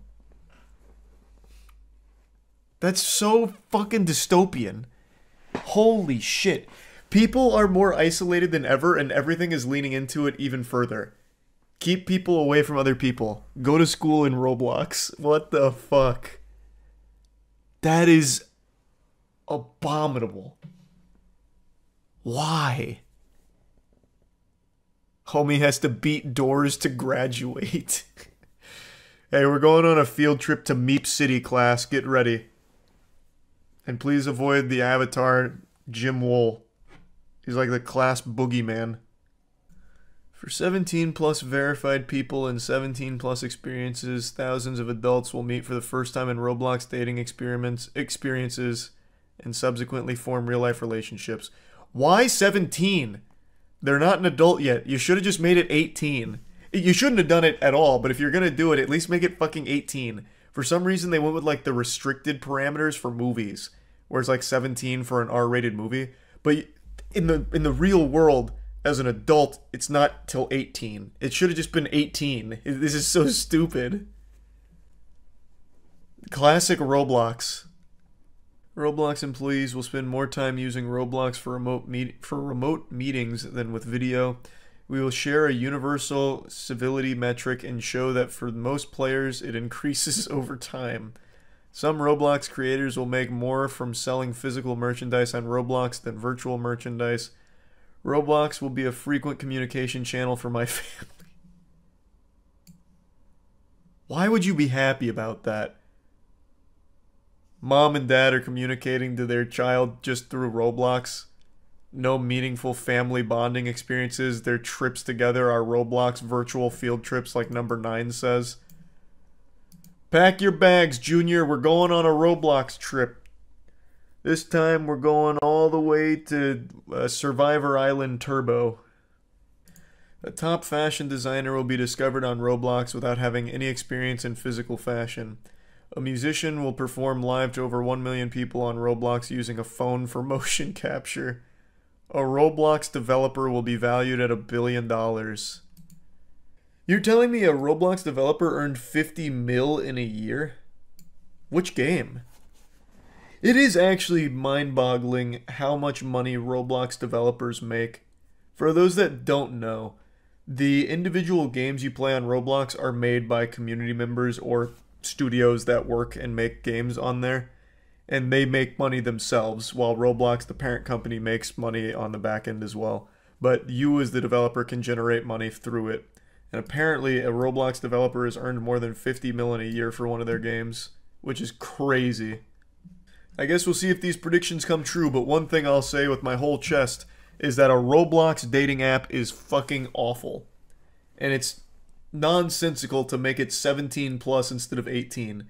I can already see all of the weirdo predators that use this, and they're like, oh, but there's 17. And it's like, no, goofball. They're still not an adult yet. It's not 17, it's 18. You're going to jail. It's like, but Roblox set me up. Roblox set me up. It's a fucking honeypot.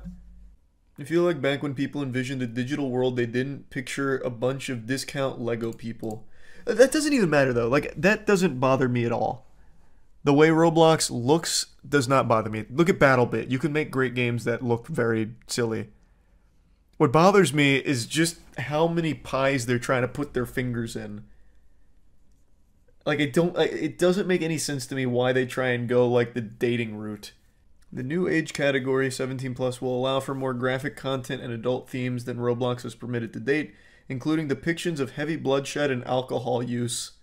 What about titties, though? Do they let titties fly in there? Because if so, once again, why not just make it 18 plus? I don't know where they got 17 from. I don't know where that came from. It should have just been a blanket 18 across the board. I know this category is already in the game, I'm aware. Just checked, 17 plus only worlds are available. There's things like bar night and stuff like that. That's so fucking cute. Bar night, let's go. You already know it's just a bunch of little kids thinking they're fucking hot shit for going to the bar. They probably tell the middle school lunch table all about it. Like, yeah, I got a fake ID for Roblox bar hopping. 38% of Roblox daily users last year were over 17, and it's the fastest growing user age group is 17 to 24. The majority of Roblox creators are now over 18, and the company thinks they're ready to build more mature worlds on the platform. It's always so cute. It's always so fucking cute that they say that so confidently. Yeah, because I'm sure kids are being honest with their age when they input it, and I already know that's the only data they're using. How old are you? Are you under 17? No. Okay. It's all kids just lying about their age, and they're just using this data like it's real. 38% of Roblox daily users over 17. My fucking left butt cheek. No shot. I know there are adults that play it, but that is not 38. Nearly half of Roblox being adults is inconceivable. It's clear that Roblox isn't ready for fully adult experiences with this category. More romantic themes are permitted, but nudity and content that depicts sexual activity or seeks real-world romantic relationships is not. This didn't age well, because they're making an entire service dedicated to Roblox dating. And while more graphic violence is allowed, the platform's new guidelines prohibit extreme violence or serious physical or psychological abuse. Like I said, I know there are some adults that play Roblox, but it is not the majority of their player base, nor is it one they should really be trying to capitalize off of. I think they should have been more than content with just being the biggest children's game. Up there with fucking Minecraft. It's like making a fucking dating service and all of that is so weird. I went golfing for the first time in a long time, which is why I'm dressed like I just got back from church. But trust me, my performance today proved that there is no God. He wouldn't let someone be this talentless at golf. I played awful. It was trash. I ate more ass than a toilet seat. But I had fun, which of course is what everyone says when they do absolutely fucking terrible at something. But anyway, I came home and I was feeling a little down because I was disappointed with my performance. I looked silly in front of my friends, so I just needed something to help me feel better. And what better way of improving your mood than going on Twitter? Nothing as cathartic as pouring gasoline on a fire, I suppose.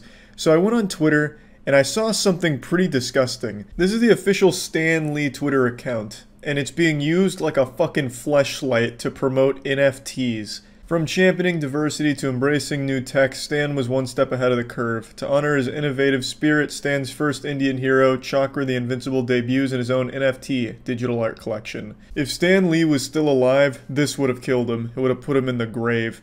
Regardless of how you feel about NFTs, whether you think they're all scams or if you think a picture of an ape with a cigarette in its mouth is worth millions of dollars, it doesn't really matter. You can at least recognize why this is so shitty, just using the reputation of Stan Lee to make a quick buck off of his legacy. This isn't the first thing that Stan Lee's Twitter account has been used to promote since his death. It's constantly, like, selling things from what I can see. So this is just the latest in their money-making scheme. It feels like any day now they're gonna make a tweet saying, "We decided to uncover Stan's decaying corpse, you can pay to come visit it." I don't know who runs the Stan Lee Twitter account, but I can make an educated guess. It has to be Mr. Krabs. They are greedy as fuck. I feel like we're only a month away from them just going full Weekend at Bernie's, where they get Stan Lee's carcass up and pretend he's still alive, like, "Hey, Stan Lee was so pleased with the NFT auction, he's come back to life through the power of the blockchain, baby."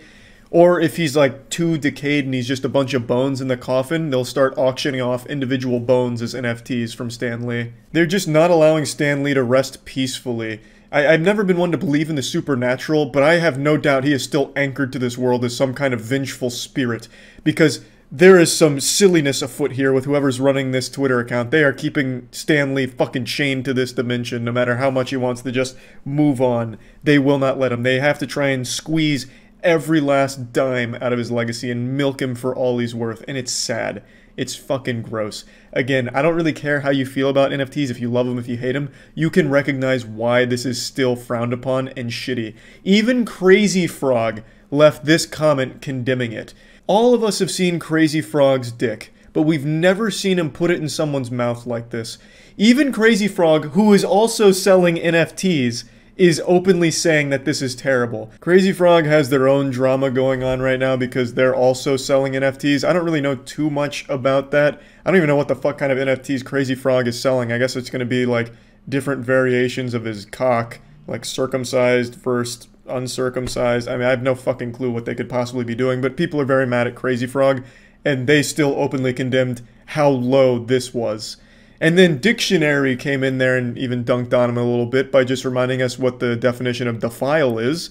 And this is very much a textbook example. It's just so shameless, and it's laughably obvious how desperately they want to suckle from the bosom of all the other popular NFTs being pumped currently. Like CryptoPunks and Bored Apes, they're doing the exact same thing. So they have 7,000 unique generative chakra pieces, meaning you could get normal chakra, or you could get chakra who's shooting laser beams out of his eyes with face tattoos and a grill. Or you might get chakra who looks normal but is actually missing a tooth, which means he's a rare permutation. They're just copying the exact same formula as all the other goofy fucking NFTs. They're not even doing the bare minimum to make it something different. They're just doing the exact same shit that every other producer of NFTs is doing because they all have this fear of missing out on easy money. And the only difference here is they're putting Stan Lee as the face of it, despite him being dead. He's the one that's going to promote it for them. So they're just parading his corpse around as just an NFT billboard. It's wild. But who knows, maybe people are just so upset about NFTs in general that we've all convinced ourselves that Stan Lee would never want this. Maybe there's a chance that whoever's running Stan Lee's Twitter account actually asked him if he would support this project, fund it, in fact, like a Kickstarter backer. Like maybe they got a spiritual medium over and they contacted Stan Lee and they asked for his blessing and he gave it. Maybe that's the case. Who knows? All I know is I still think NFTs are fucking stupid. Or at the very least, all of these dumb art NFTs are extremely fucking stupid. Anyway, that's about it. So yeah. Do you see IKEA getting the Roblox? Oh yeah, IKEA's got the Roblox thing that's coming up, where kids can make an actual wage. This is cool. They found a way to do legal child labor. IKEA will pay people $13.15 an hour to serve meatballs at its virtual Roblox store.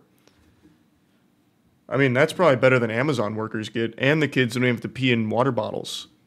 Like, that's pretty good, all things considered. Especially for, like, a starter job. The co-worker game, as it's called, will let players experience working in IKEA's virtual universe. Fans will be able to live their home furnishing dreams and get paid for it with a limited number of paid roles available. Applications run to June 16th with the game itself launching June 24th. I love that idea so much. It's so silly. They get to live their home furnishing dreams. Yes, I remember dreaming of serving meatballs at IKEA as a kid. That's what every kid strives for. God, imagine if a Reddit mod gets that position. That'll be the most miserable IKEA manager ever. Those meatballs will be made with fucking hatred. We got the return of child labor before GTA 6. Yeah, no, that is true, we did. I imagine, like, I'm obviously kidding around here. I imagine they'll only hire 18 plus. Like, there's no way they'd be able to circumvent child labor laws like that, because this is so surface level. Surely they would have thought of that, right? The immersive experience gives players the opportunity to experience IKEA's unique approach to careers where non-linear career journeys are the norm and lateral moves across departments are commonplace. It's foray into mainstream gaming. Yeah, I always wanted IKEA to get into the gaming industry. They're the only ones that can topple the giants. They'll be up there with the big ones. Microsoft will be down in flames. Sony crashes and burns. But IKEA, those games live forever. There are paid shifts on offer for 10 successful applicants. They'll help customers get promoted to move departments, working in different sections of the store like the showroom and bistro, helping people choose furniture and even serving meatballs. We're excited to be the first brand to launch paid work on Roblox to showcase how we do careers differently, bringing our unique career philosophy to life. At IKEA, there's no set route to career progression. Our coworkers are able to change roles, switch departments, and grow in any direction they choose, both in-game or in real world. There are many ways to learn and grow at IKEA, and that's what IKEA on Roblox is all about. Can you just tell me the age? Here we go. You have to be 18 plus and in the UK or Republic of Ireland to apply.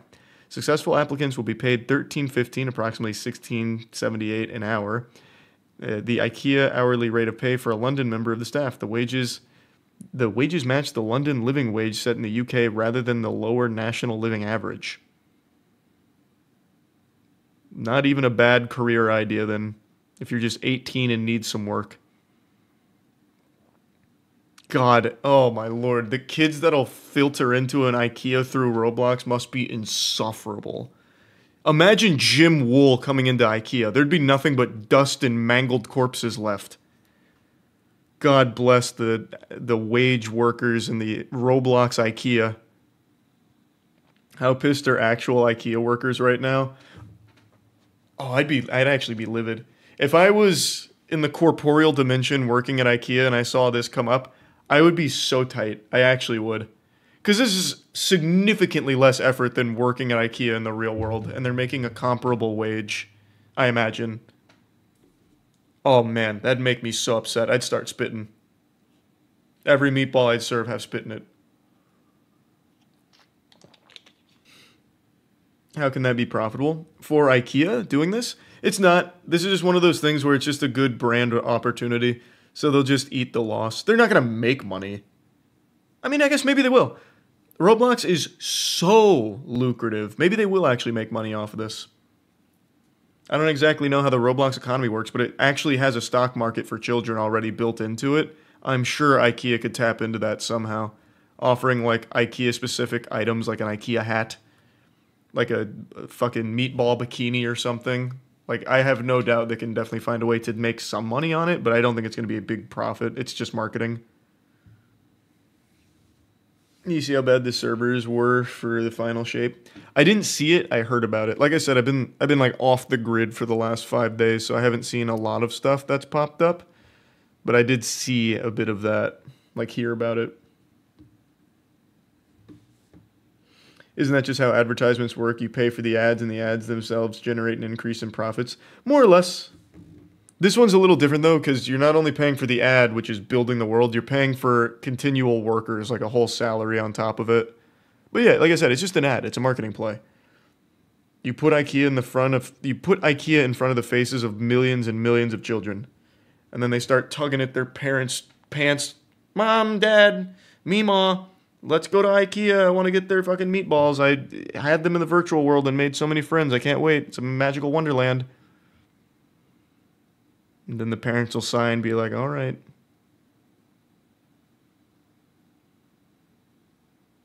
Burger King is next. That would never happen.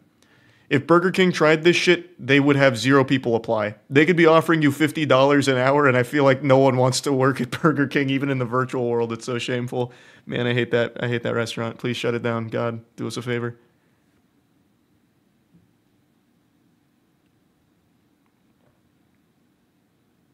Do you think they need insurance for this? I know what you're talking about, but I love the idea that they need, like, workers' comp or something. Like, one of their employees goes in there, and, like, while they're modding the IKEA store, they get, like, carpal tunnel or something, so they sue the real IKEA for workplace-related injuries or some shit. Oh, that's Galaxy Brain. Actually, Galaxy Brain. I was keeping IKEA safe from the riffraff, all of these hooligans, and IRL, I accidentally slid out from my chair and I fucking hurt myself. I blew out my Achilles. I must be compensated by my employer, Roblox IKEA. Imagine the Roblox workers unionizing. Brother, that would be crazy.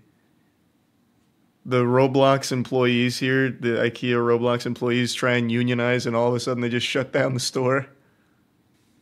How does someone make a resume for this? Probably just things that you've worked on in the past on Roblox, like, I monitored the forums of Sonic vs. Naruto Roblox fan game and Shadow Sniper X5 Turbo, that kind of stuff. I once stopped a riot in Crime Life Roblox. And they're like, whoa, this guy's overqualified.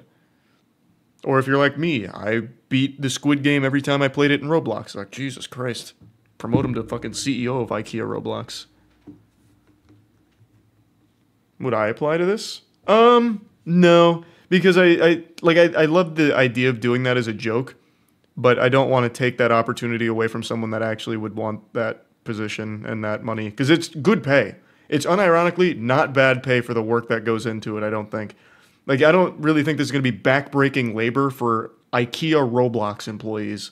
I'll just say it. Like, I don't think they're going to be, you know, risking life and limb on Roblox IKEA, and they're getting paid decently for it. Like, this is better than quite a few positions I know in Tampa. That's making more than like a couple of friends of mine from college by just being an IKEA Roblox drone. But I would love to know how that process would go. I'm not going to lie.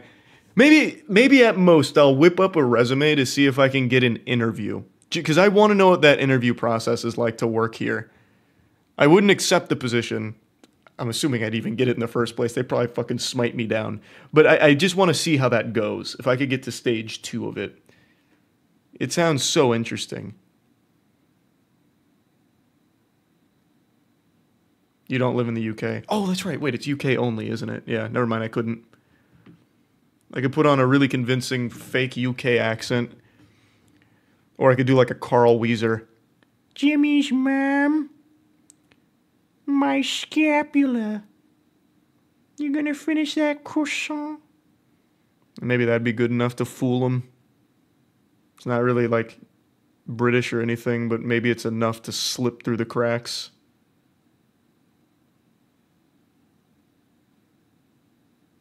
Why was that spot on? Because me and the boys have been doing the worst impressions for the last 5 days. We've gone off the grid and off our gourd. It's been nonstop worst impressions ever. We were playing Draft Commander earlier tonight, and it was literally nothing but everyone doing fucking impressions for every turn. So I've been getting reps. I've been getting a lot of reps. Better voice acting than 99% of your actual VO work. Which is so fucking true. That's so true, though.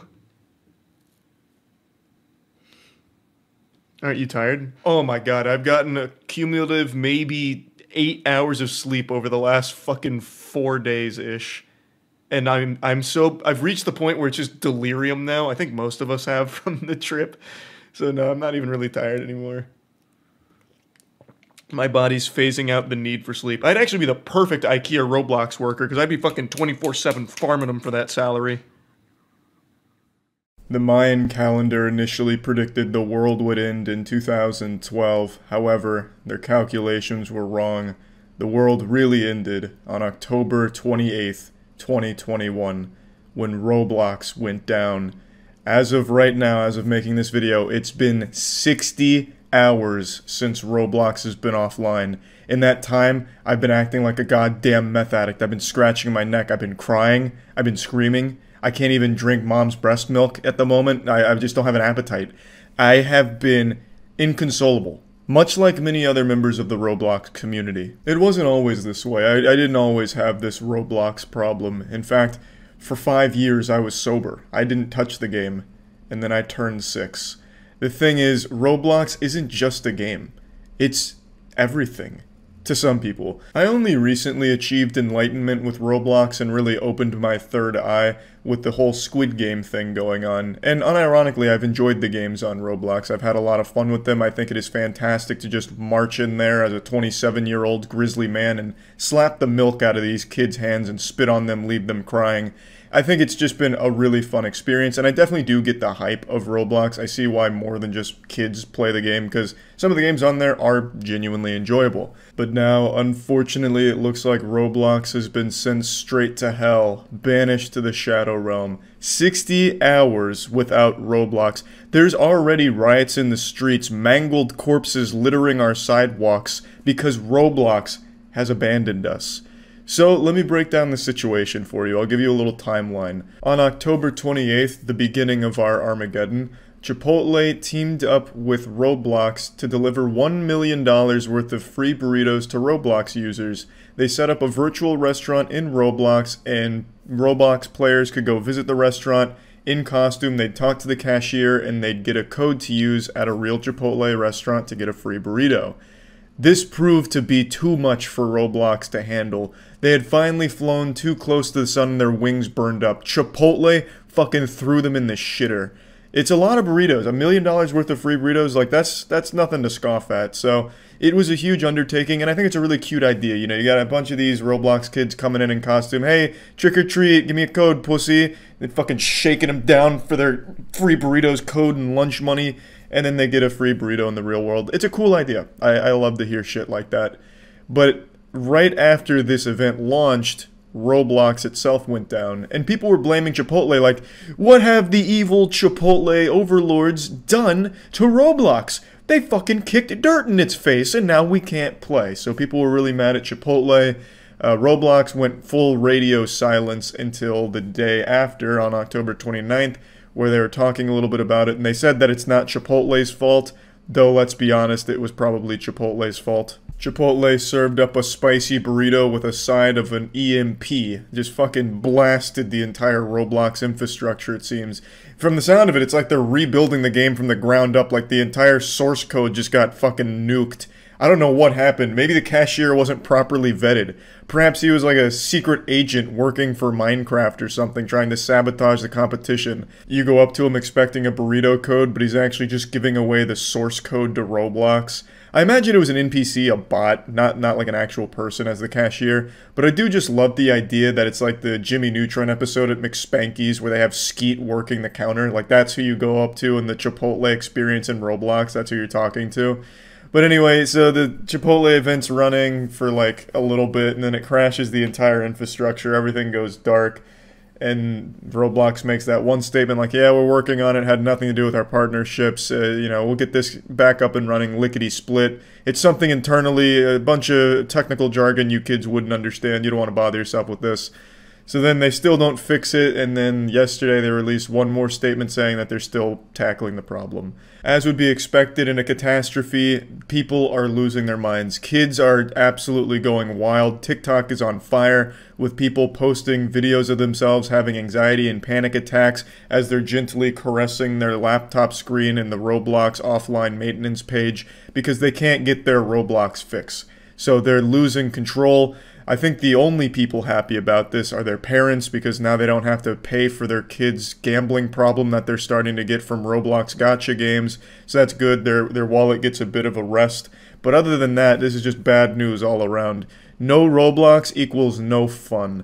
That's why the world has seemed a little worse over the last couple days. If you've gone outside expecting fresh air and gotten this strong, stinky smell of shit, this is why, because there's no Roblox. And the world is starting to feel the negative effects of that. I don't have a crystal ball, so I can't tell you the future, but I will say, I don't know if Roblox is ever coming back. We may just have to adapt and evolve to this new way of life without Roblox, this new pandemic that has hit us, this absence of Roblox. And it's scary, but I think it'll be alright. I just wanted to talk about this because it's a big deal. 60 hours without Roblox I don't think has ever happened before. Since Roblox has existed, it's been one of the pillars of our society. Something that we could always look to with stars in our eyes as a heavenly glow shines upon the Robux, you know? And now we can't do that. We don't have that luxury anymore. Hopefully the talented engineers over at the Roblox headquarters can get everything back up and running. And yeah, that's all. Just wanted to talk about that. So yeah.